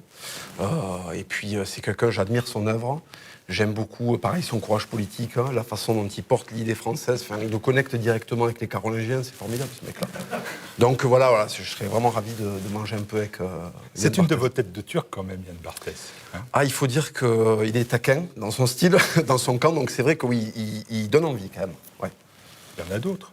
Il y en a d'autres, mais oui, non, mais il y en a d'autres qui prennent aussi. Mais lui, ce qu'il y a d'important à comprendre, c'est qu'il vient... Parce que l'éducation nationale, les gosses ne l'écoutent plus, ils ont compris, ça n'est plus crédible du tout. Lui, il arrive encore à drainer un petit peu de gauche dans les esprits des adolescents, parce qu'il regardait beaucoup par les adolescents, les lycéens. 2 millions de personnes maintenant. Ouais, je crois que c'est ça. 1 million, c'est 2 millions maintenant. Donc c'est pour ça que Plus vous en dites du mal, plus il progresse. C'est vrai. Il faut que j'arrête alors? Je sais pas. Mais là, il en a plutôt dit du bien. Oui, en plus, voilà. Il va régresser. Il va repartir à 1 million, ouais. Allez, on poursuit. Que mangeriez-vous sur la tête d'un pouilleux? Alors, quelque chose de pas trop chaud, parce que comme on est au fioul, il faut cuire rapidement. Qu'est-ce que je mangerais sur la tête d'un pouilleux? Je crois que je les déteste tellement, les pouilleux qu'on a tous. Je bouffe le pouilleux direct. Voilà. Je prends un punk à chien, je le mange, j'arrache la calotte, j'enlève les cheveux, je le mange entier. D'accord, voilà. Le punk à chien. Allez, on termine. On termine. Que dira de vous la postérité? Alors, si la postérité, c'est un tribunal, je crois qu'on se retrouvera à la barre. Donc non, sérieusement, j'avais dit la dernière fois que je pense qu'il n'y aura plus de postérité. Maintenant, il y a trop de gens qui accèdent à la possibilité d'écrire, à la possibilité de produire des choses artistiques. Donc c'est plus comme avant. La postérité, il y a des gens... Écoutez, moi, j'ai vécu... Quand j'étais jeune, j'allais dire, ça, c'est le sujet précédent. Mais j'ai vécu des personnalités, on a tous des personnalités dont on s'est dit, ils auront une postérité dont on ne parle absolument plus. Des écrivains, on pensait par exemple Sartre, c'est l'exemple. Sartre, c'était énorme, etc. Et tout. Monterland de l'autre côté. Tous les grands hommes ont eu traversé du désert. Voilà, et là c'est le désert complètement, quoi. Donc après tout, je me dis que la postérité, ça doit exister. Papacito peut avoir une postérité. Oui, mais regardez, est-ce qu'on n'a pas récemment déboulonné des statues qu'on pensait être indéboulonnables? C'est pas faux non plus. Bon. Donc moi, la postérité, c'est quelque chose dont je me méfie. Normalement, je pense que déjà y accéder, il faut faire un certain nombre de choses. Ces hommes-là, c'est incomparable avec ce que nous on fait. Mais si vous voulez, si on arrive à déboulonner la statue d'un Cervantes ou d'un Saint-Louis, Si vous voulez un Martial Bild, un Papacito, je ne veux pas vous vexer, mais je crois que... On est D'un mal autre côté, barré. on n'en a jamais autant parlé. C'est vrai aussi, mais maintenant, tout le monde sait qui sont ces Colbert et autres. C'est vrai, mais j'aimerais qu'on sache déboulonnés. qui c'est parce qu'on l'a appris en histoire plutôt que parce qu'on les a déboulonnés. C'est ça le truc, quoi. Donc je me méfie. Je crois que l'Occident est tellement décevant qu'il faut s'attendre à tout. Enfin, Colbert est toujours à l'Assemblée nationale. On a terminé, donc merci pour cette rubrique-là. Merci, Et on Jean-Pierre. retrouve le débat dans quelques instants avec notre partenaire de cette émission de Bistro Liberté, Terre de France, Le Parfum, qui est à votre disposition pour les hommes ou pour les femmes. Et vous le retrouvez toujours sur la boutique officielle de TV Liberté sur le site tvliberté.com. Terre de France, un parfum au service de notre pays. En vente sur la boutique de TV Liberté.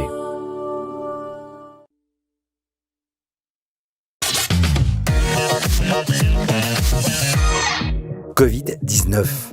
Est-ce la revanche de la France rurale sur les métropoles ? Dans une France où la population s'agglutine dans les villes, la crise du coronavirus a redonné sa saveur à la vie à la campagne. La France rurale, la France des périphéries, des petits pays, était devenue pour de nombreux citadins une terre inconnue. Le monde rural prend-il sa revanche ? Ou cette situation ne durera que le temps d'une pandémie ?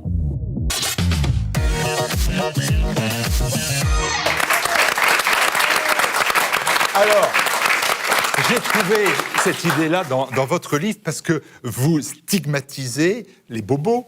Et ce mouvement des bobos, je cite, qui vise à rejoindre les derniers titans ruraux qui n'ont pas décidé de ranger leurs testicules dans une armoire de confinement pour faire plaisir au progrès. Et là, je me suis dit, testicules, il fait des efforts. Oui, c'est vrai, pour une fois, c'est vrai.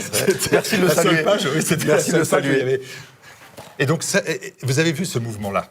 Oui. Donc, Alors moi, il faut savoir que je suis un citadin, d'accord, que je suis parti très récemment m'exporter à la campagne pour d'autres raisons que la crise sanitaire. Hein. C'est parce qu'en fait, Toulouse est devenue invivable. Pourquoi Parce qu'en fait... Tout n'est pas rose. Tout n'est pas rose à Toulouse, effectivement. Non, c'est parce que la ville est administrée par des... C'est même plus des communistes, c'est des bolcheviks fous furieux. C'est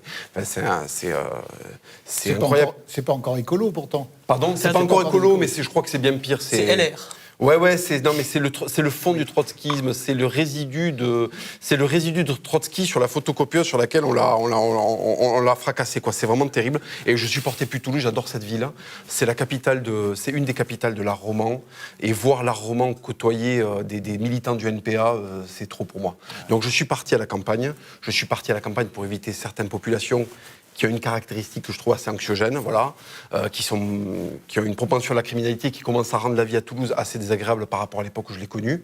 Il faut savoir que moi, je suis natif du Mirail, le quartier du Mirail, et à l'époque, il était peuplé de rapatriés d'Algérie, d'Espagnols, d'Arméniens, de Polonais, de Portugais. C'était un autre Mirail. ce que vous dites d'ailleurs dans l'immeuble de votre grand-père, tout ça, c'était... Tout à fait, c'était la première, millefeuille. les premières vagues d'immigration, qui n'étaient pas toutes de la même décennie, mais qui étaient quand même des gens très tranquilles et qui étaient une France belle à vivre. Il y avait aussi des Français qui étaient des Français, des prolos, quoi, des prolos français qui étaient là, des Français de souche. Et le Mirail a changé, Toulouse a changé. Il y a de moins en moins de plaisir, mais ça rejoint ce que je disais tout à l'heure sur le fait de vivre en France, indépendamment du Covid. Tout a été rendu, tout a été souillé. L'encre noire du progrès et de sa branche islamisante a souillé le quotidien. Il n'y a plus de plaisir en ville. Donc je suis parti chercher un semblant de vie à l'ancienne, à la campagne, pour voir des gens normaux.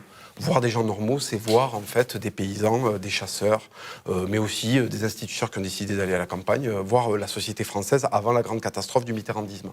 Donc moi, je l'ai éprouvé ça, le départ à la campagne. Et je peux vous dire que quand ils m'ont vu débarquer, ils ont été inquiets quand même. Ils se sont dit, voilà, ils ne me connaissaient pas, ils ne savaient pas que je faisais des vidéos réactionnaires sur YouTube. Et quand ils ont vu ma voiture et mes bagouses, Mais de suite, voilà, j'ai montré patte blanche, donc j'ai été très bien accueilli. Et il y a une forme de salut, effectivement, à la campagne. On est tranquille, le confinement ne va pas jusque là-bas, les ravages de l'immigration de masse ne vont pas jusque là-bas. Il y a encore un petit peu d'identité, il y a encore des gens qui ont un accent. Vous savez que moi, je suis attaché à l'accent et à l'identité occitane. L'accent est en train de disparaître. Par exemple, là, je suis monté en Picardie. Je me suis régalé d'entendre l'accent picard. Voilà, il y a plein de gens qui trouvent ça pourri. Moi, ça m'a régalé qu'il y ait encore des gens qui aient des caractéristiques locales. Voilà. Donc, j'entends parler un petit peu, j'entends rouler les airs là où je suis, et ça me fait énormément de bien. C'est un pansement, alors c'est un petit pansement, mais c'est un pansement sur la blessure du progrès. C'est un pansement qui compte. Et de toute façon, si on veut durer et qu'on ne veut pas tomber dans la dépression, je crois que c'est nécessaire. Merci Pierre Marin d'être resté avec nous aussi. Merci à vous. Merci à Pierre Marin d'être resté avec nous comme expert ou contre-expert. Je vais passer la parole à Philippe Randa. Est-ce que vous avez fait le choix aussi? Oui, j'ai fait le choix, mais déjà j'ai fait le choix parce que moi j'ai eu les moyens. Les moyens, pas financiers, les moyens par mon activité où j'ai pu partir. Je pouvais partir où je voulais. Donc effectivement, je suis parti au fin fond de la Mayenne. C'est très joli la Mayenne. Avant le Covid, précisons avant le Covid. Largement avant le Covid. Donc moi je pense quand même à tous ces gens... parle des Parisiens, je ne connais pas Toulouse, qui fut sûrement une très belle ville, mais moi je pense toujours à ces Parisiens que l'on veut priver de voitures, mais il faut, pour en partir de Paris ou de la banlieue tout autour, faut-il avoir des moyens, notamment professionnels. On oublie de dire une chose, si les campagnes se sont vidées, c'est à cause du travail. Les gens ont été chercher du travail là où il y en avait, et tout le travail a été créé, fabriqué uniquement autour des grandes villes. Il n'y a plus de travail à la campagne, en tout cas beaucoup moins, et comme il y avait moins de population, il y a eu moins de transport. Puis moins de spécialistes. Le désert médical, je sais ce que c'est, moi. Mais il paraît que le désert médical arrive même dans Paris maintenant. Le désert médical, ça commence à être un peu partout. Mais c'est aussi le grand problème des transports. On oublie ça, les transports. À une époque où on veut bannir l'automobile, criminaliser les automobilistes, il ne faut pas oublier que lorsqu'on vit hors des grandes mégapoles, pour se déplacer, ça devient sans voiture, c'est quasiment impossible. Il y a un bus le matin à 7h, un autre à 5h de l'après-midi, point barre. Il n'y en a pas après. Donc, pas le même jour. Lorsque vous dites qu'il y a une opposition entre les citadins et les gens de la campagne, je ne suis pas certain. Évidemment, pendant les 2 mois et demi d'enfermement, les gens se sont dit on serait mieux dans notre maison de campagne ou dans la maison qu'on loue face à la mer et tout ça, on serait quand même beaucoup mieux que là. Oui, mais une fois que le confinement est arrêté, là maintenant ils mettent le couvre-feu, mais les gens pour partir à la campagne, je vous assure, ça coûte très cher. Et ce n'est pas possible s'il n'y a pas de travail à la campagne. Si on ne réinstalle pas des usines, des entreprises à la campagne, c'est impossible. Les gens seront prisonniers des mégapoles. Surtout lorsqu'ils sont en couple. Avant, c'était facile. Avec en gros, avant, la génération précédente, généralement, c'était l'homme qui travaillait et la femme qui était à la maison, qui s'occupait des enfants. Qui faisait la cuisine. J'ai jamais dit qu'elle faisait rien, j'ai dit qu'elle faisait tout le reste, ce qui est énorme. Mais donc, lorsque l'homme partait, la femme et toute sa famille pouvaient suivre. Aujourd'hui, tout le monde travaille. Lorsque l'un part, l'autre ne peut pas forcément partir. Donc le retour à la campagne, on en parle beaucoup depuis tous les événements de cette année. Je ne suis pas certain qu'il soit très facile à réaliser. C'est facile de dire sur un coup de terre, il faut absolument repartir à la campagne, c'est tellement beau. Ça dépend des professions en fait. C'est tellement beau, c'est pendant 15 jours de vacances. Le reste du temps, il faut y vivre. Monter son cabinet. Oui, je me permets juste un truc. Il y a aussi un phénomène de gens qui ne voulaient pas partir à la campagne et qui sont contraints. Notamment, l'exemple toulousain est très, très intéressant. Vous avez un centre-ville qui est très attractif, qui grandit, avec une demande grandissante. Les appartements, les anciens quartiers populaires deviennent des quartiers bobos, qui deviennent extrêmement chers. Et vous aviez une classe moyenne qui était, si vous voulez, la seconde couronne, qui était là depuis très longtemps.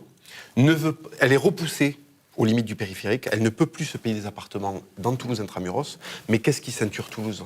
Il y a la ceinture verte. Et cette ceinture verte-là, il y avait la Red Belt de Mao autour de Paris, de maoïsme autour de Paris, de communisme autour de Paris. Maintenant, il y a des ceintures vertes autour des villes. Elles sont explosives, d'ailleurs. Exactement. Et les gens, la classe moyenne, déclassée, ne veut pas aller vivre en banlieue. Elle ne peut pas. Elle devra se conformer à un moule auquel elle n'a pas envie de se conformer. Et du coup, ils sautent une case, et au lieu d'aller en banlieue, ils vont à la campagne. Moi, j'aurais préféré la banlieue proche, mais je n'avais pas l'argent pour me payer la banlieue proche, donc je suis allé dans la banlieue lointaine. Et qui c'est que je retrouve? Je retrouve toute la classe moyenne déclassée, je retrouve tous les gens avec qui j'ai grandi dans les années 90. Nos parents, ces boomers, ont eu accès à la petite propriété à l'époque où ça coûtait rien aux alentours de Toulouse. Nous, maintenant, il faut qu'on aille à la campagne. Alors, heureusement, à Toulouse, c'est un pays de cocagne. Je peux vous le dire, puisque je viens d'aller en Picardie, donc ça y est, je comprends la chance que j'ai d'être né à Toulouse. Je suis désolé, mais je suis obligé de vous le dire. Et donc, Ça, en fait, nous... Non, mais au contraire, ils ont beaucoup de mérite parce qu'ils s'accrochent à une terre qui n'est pas facile. Nous, dans le sud-ouest, on a une terre qui est tout pousse. Il y a quand même des transports. Moi, je ne suis pas à plaindre. Je pense à d'autres campagnes. Les gens qui sont dans la Creuse, les gens qui sont en Picardie. Ah bon, d'accord, il y avait une coalition de la Creuse. Il y a une coalition.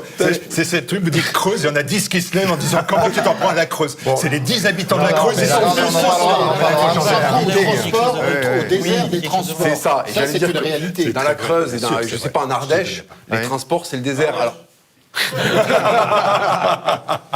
non, mais c'est une vision, alors là, complètement périmée. Tout ça pour vous dire que nous, à Toulouse, ça va, la campagne est proche, ça va, mais je sais qu'il y a d'autres régions où c'est beaucoup plus sinistré au niveau des transports. Voilà. On ne donnera pas le nom des régions. Par exemple, la Creuse, allez, bam. La Creuse. Ouais, non, mais... Alors, qui est-ce qui veut prendre la parole? Francis. Je voudrais en profiter pour saluer mon frère qui doit nous regarder et qui est conducteur d'autobus dans la Creuse. Et voilà, d'accord, félicitations. C'était lui. Non, ce que je veux simplement dire C'est le que bus de 17 heures, ça me paraît une bonne chose que Paris et les grandes villes perdent un petit peu de leur splendeur sur ce terrain-là, j'entends. Oui, parce que... ça me paraît une bonne chose que l'immobilier stagne, voire régresse. Ça me paraît une bonne chose que... Il ne régresse pas, oui, enfin, ça peut se produire, en tout cas. Enfin, ça ne se produit pas pour l'instant. Ça démarre depuis peu de temps. Ça augmente plus.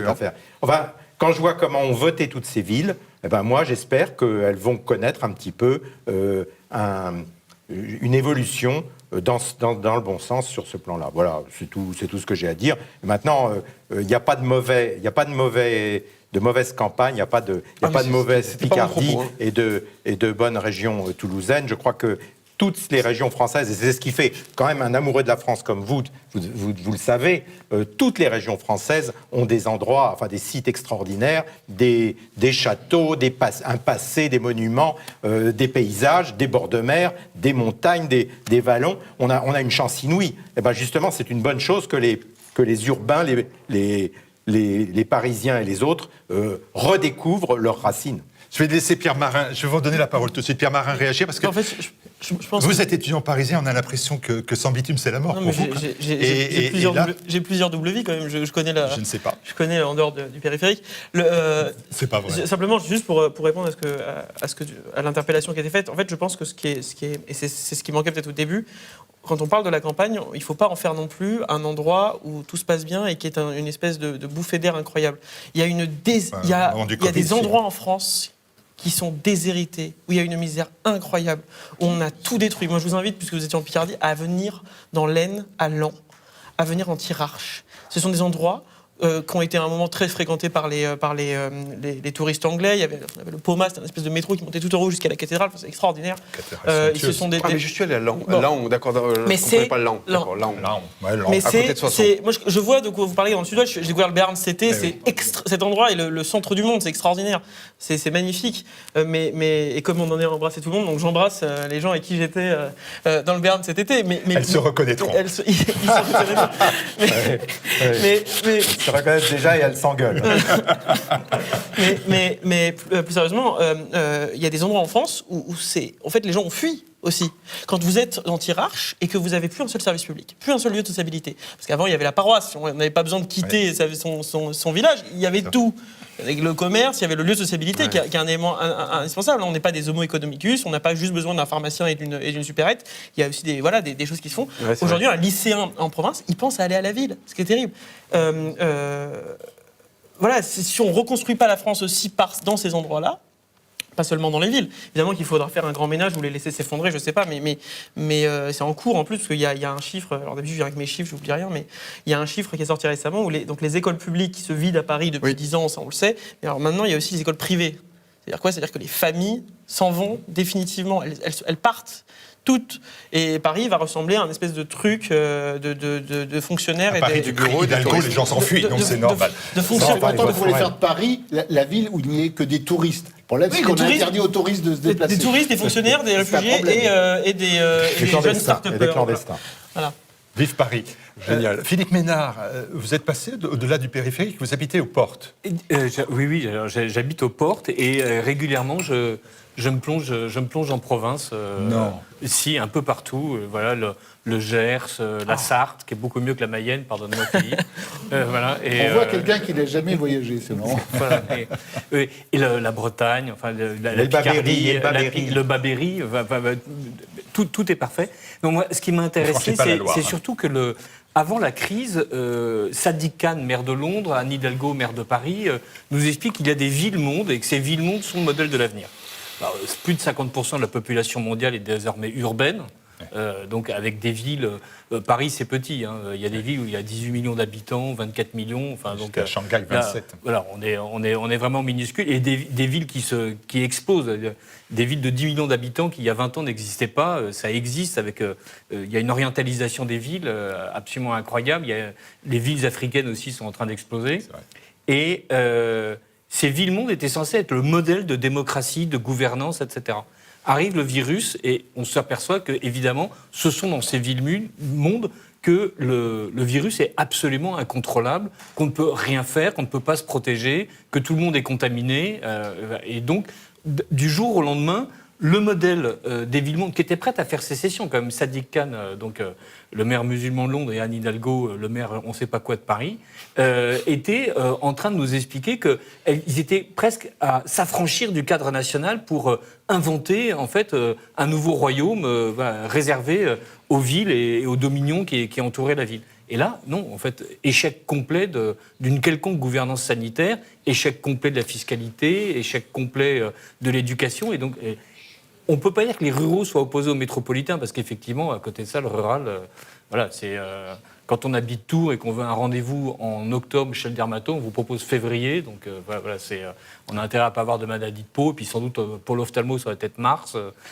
Mais on est quand même en train de basculer d'une métropolisation heureuse, avec un schéma directeur en France qui ne favorise que 10 métropoles, contrairement au reste du pays, vers un schéma où on se dit que non, on va peut-être remettre un peu de moyens en ruralité. Mais enfin, cela dit, ça a été tellement saccagé qu'on a peine à croire qu'il faudra moins de 50 ans pour refaire un tissu rural avec de véritables emplois verts.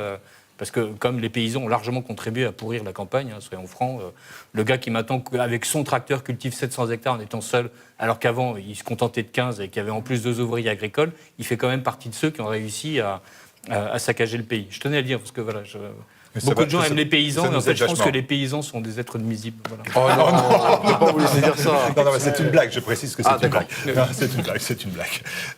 Heureusement. Pierre Gentillet, juste insiste, Pierre, sur la notion, parce que comme vous vous intéressez toujours aux inégalités sociales et aux hôpitaux, entre la France rurale et la France urbaine, il y a aussi une France périurbaine, comme on dit, ce qu'on appelle la France périphérique. Il y a aussi cette France-là, qui n'est pas la France urbaine de Paris et qui n'est pas non plus la France rurale des villages. Il y a toutes ces banlieues, etc. Voilà, des petites villes, des Cromos, voilà, des banlieues. Oui. Cette France-là, elle existe. Est-ce qu'elle se retrouve dans l'un et dans l'autre? Je ne sais pas, je vous pose la question. Le problème, c'est que c'est de moins en moins la France, c'est le sujet, avec cette France-là. Enfin, si on appelle Enfin, il suffit de se balader dans, je sais pas, on parle des quartiers, quand on dit il y a des quartiers. Il y en a encore, il y a des Français, on les a retrouvés des quartiers, sur les c'est des villes entières. Enfin, Non, moi, en réalité, cette France-là, elle m'intéresse de moins en moins parce que je la sens de plus en plus en perdition et je ne m'y reconnais pas. Je défie n'importe qui d'aller se balader à Bondy et de dire qu'il se retrouve en France à Bondy. Je peux vous sortir comme ça 20, 30 noms de villes, et pas que à Paris. Hein. On s'est mis les gens de la Creuse, on s'est mis les paysans, on s'est mis les gens de Bondy, les gens de sortir des villes de l'Indre-et-Loire. Je peux vous parler de Saint-Pierre-des-Corps, je peux vous balader à Saint-Pierre-des-Corps, vous balader à la Riche. Bah, je suis désolé, il y a quand même des moments où vous avez un malaise. Ouais, et vous êtes à Tours, c'est normal. Avec la navette, vous êtes à Tours 5 minutes plus tard, et Tours, c'est somptueux. C'est parce qu'il y a le TGV. Il y a le TGV, c'est normal. Oui, c'est surtout parce que c'est des anciennes villes communistes. Saint-Pierre-des-Corps n'est plus une ville communiste d'ailleurs depuis les dernières élections municipales. Je le dis parce que ça doit être souligné, parce que ça fait 80 ans que les communistes avaient ce pays, avaient ce... Oui, si, la pays aussi. Avait cette ville, donc il était temps que ça bouge.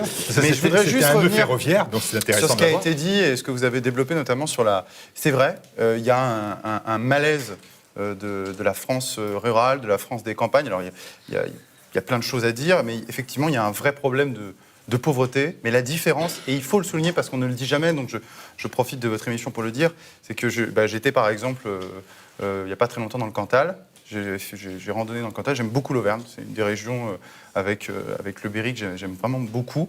Et c'est vrai qu'en fait, on voit que c'est pauvre. On le voit aux gens, on le voit aux habitations. Sauf que la différence entre ces gens-là et les gens, par exemple, du 93 que j'ai cité, mais il y a plein d'autres endroits, c'est qu'eux, ils ont la pauvreté digne. C'est-à-dire qu'eux, ils ne vont pas aller manifester pour étaler, entre guillemets, leurs conditions et pleurer, parce que ce n'est pas dans leur éducation, parce que ce n'est pas dans leur habitude, ce n'est pas dans leur façon de faire. Alors que, vous voyez, justement, je prends le 93, c'est l'argent qui a le plus... C'est le département qui a le plus d'argent public. Subventionné, oui. Le plus. Je veux dire, vous allez dans le Cantal, vous allez dans d'autres départements aussi du centre de la France. Je veux dire, vous regardez les routes. Il y a des vrais problèmes d'entretien. On parle des routes. Regardez les bus. Je veux dire, il n'y a pas beaucoup de transports en commun. Ils n'ont pas des ciné partout. Ils n'ont pas des loisirs partout. Et par contre, on va pleurer dans le 19e, dans le 20e arrondissement de Paris. Je voyais ça sur une vidéo de jeunes de l'immigration qui disaient « Vous comprenez, on n'a rien ici. » Non mais de qui on se moque, quoi, je veux dire. Et quand ils ont, ils y mettent le feu en plus. Et quand ils ont ? Ils y mettent le feu. Oh, boomer. Ouais, voilà. Et une dernière chose, pour répondre en fait au fond du sujet, moi je pense vraiment que la civilisation, avec un grand C, en France, elle n'est pas dans les villes, elle est vraiment dans la campagne. Et il y a quelques petits indicateurs très très naturels qui permettent de penser. Alors Paris, moi j'habite Paris, Paris c'est une belle ville, mais on aime Paris pour les murs et pour les services qui sont, sauf pendant le couvre-feu justement, à disposition quasiment toute la nuit. Il n'y a plus de bar, vous pouvez aller... Il n'y a plus de bar, hein. Bah oui, c'est ça qui change. Mais sinon, vous voyez, moi je viens de la campagne, justement, comme on l'appelle, d'un tout petit village.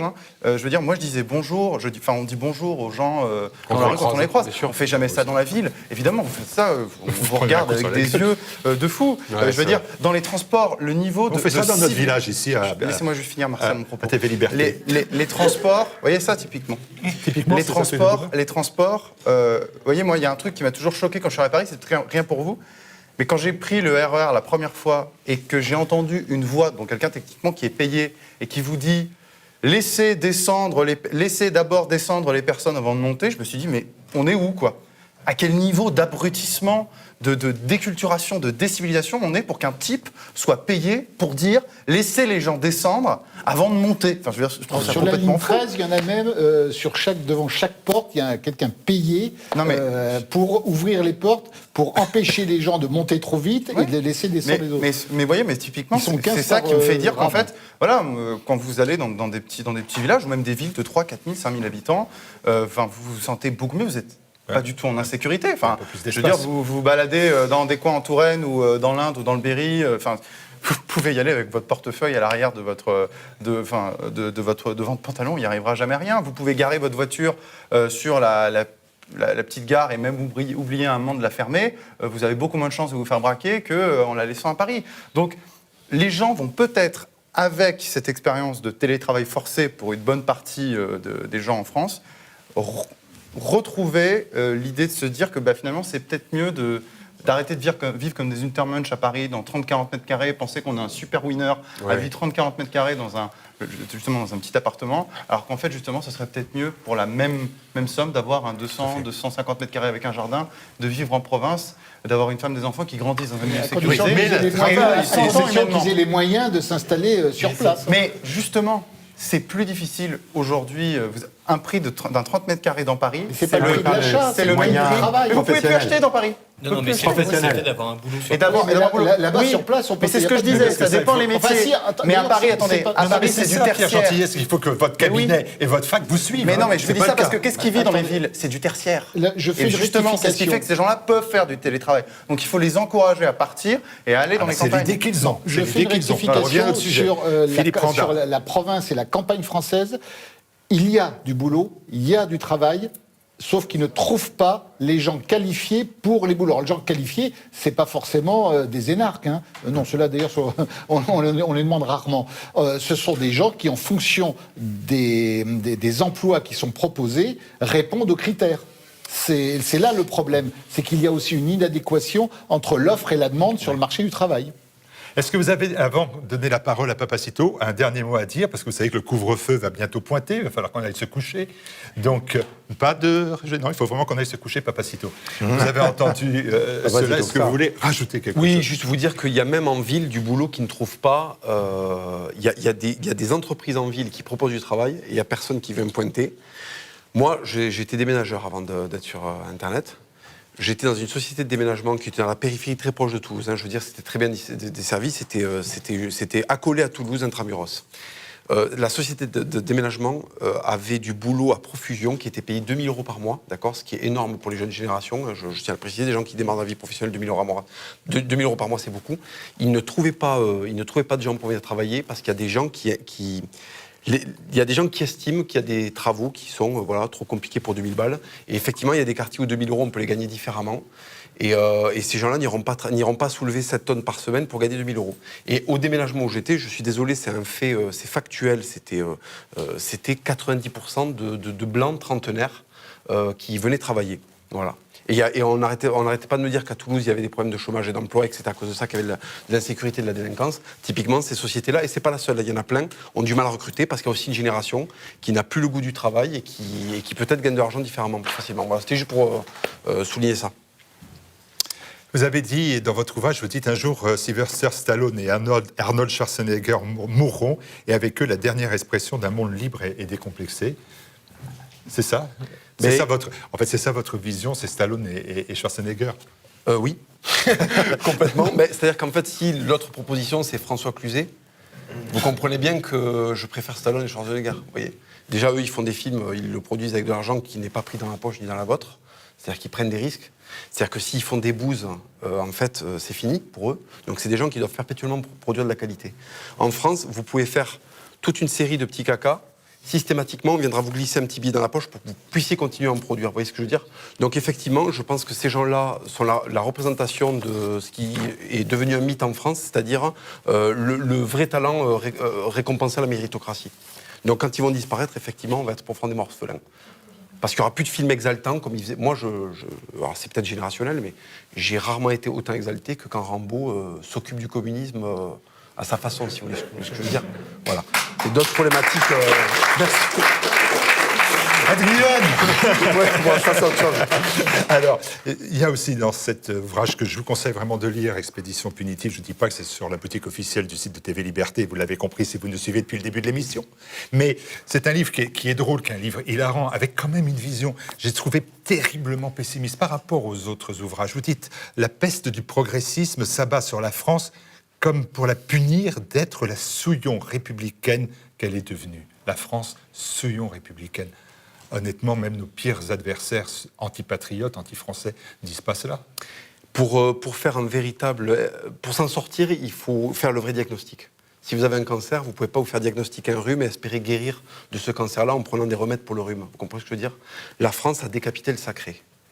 Elle a déconstruit tout ce qu'elle avait mis 1500 ans à construire. Ce qui est un trésor pur. Nous, on est habitués à avoir des cathédrales. Quand vous êtes né dans un pays qui a très peu d'histoire et très peu d'infrastructures, là, vous réalisez ce que c'est que l'Occident et ce que c'est que le foisonnement de culture, d'art et d'excellence. Je vous rappelle qu'on a envoyé des individus sur la Lune. Voilà. On a envoyé des individus sur la Lune, d'accord? Et maintenant, on fait des clips musicaux avec des gens qui ne parlent plus français. Vous voyez ce que je veux dire? Ils parlent un langage qui est un amalgame d'anglais, de banlieusard, qui est un truc complètement mondialisé. C'est un exemple que je prends comme ça. Ce que je veux dire, c'est que la France, il y a des pays, je m'en fous, qui nous déçoivent. Si vous voulez, quand vous êtes sur un caillou qui n'a rien produit de son histoire, que ça devienne un caillou républicain ou un caillou communiste, vous en foutez, ça reste un caillou.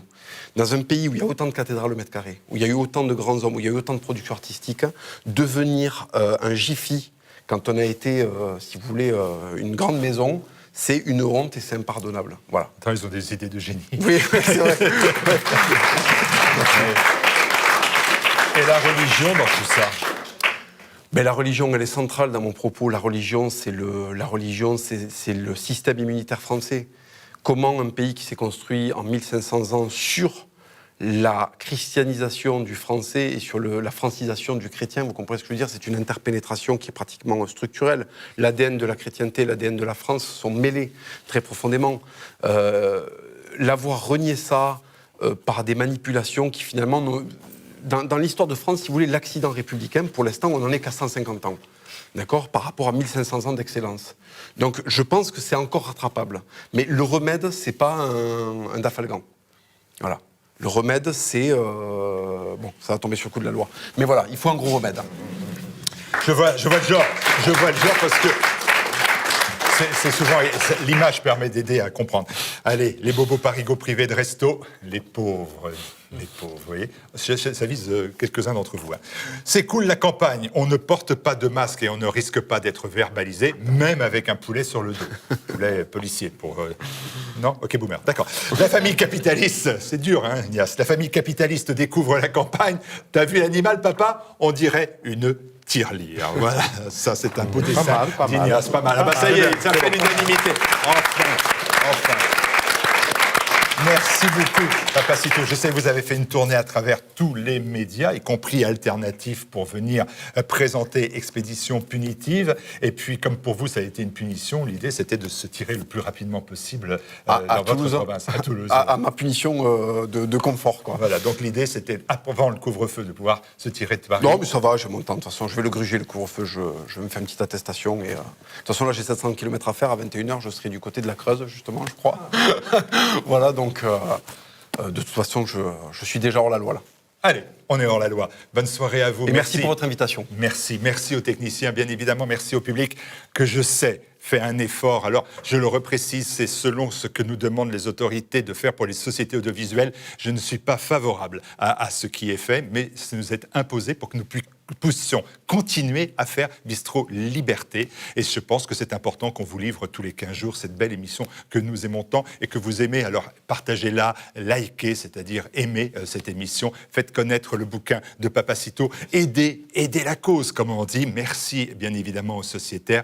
Et merci de nous retrouver. Ce sera dans 15 jours. Ça sera avec un maire d'une grande ville de France où on a l'accent. C'est tout ce que je vous dis. D'accord. Vous allez trouver. À bientôt. Bye.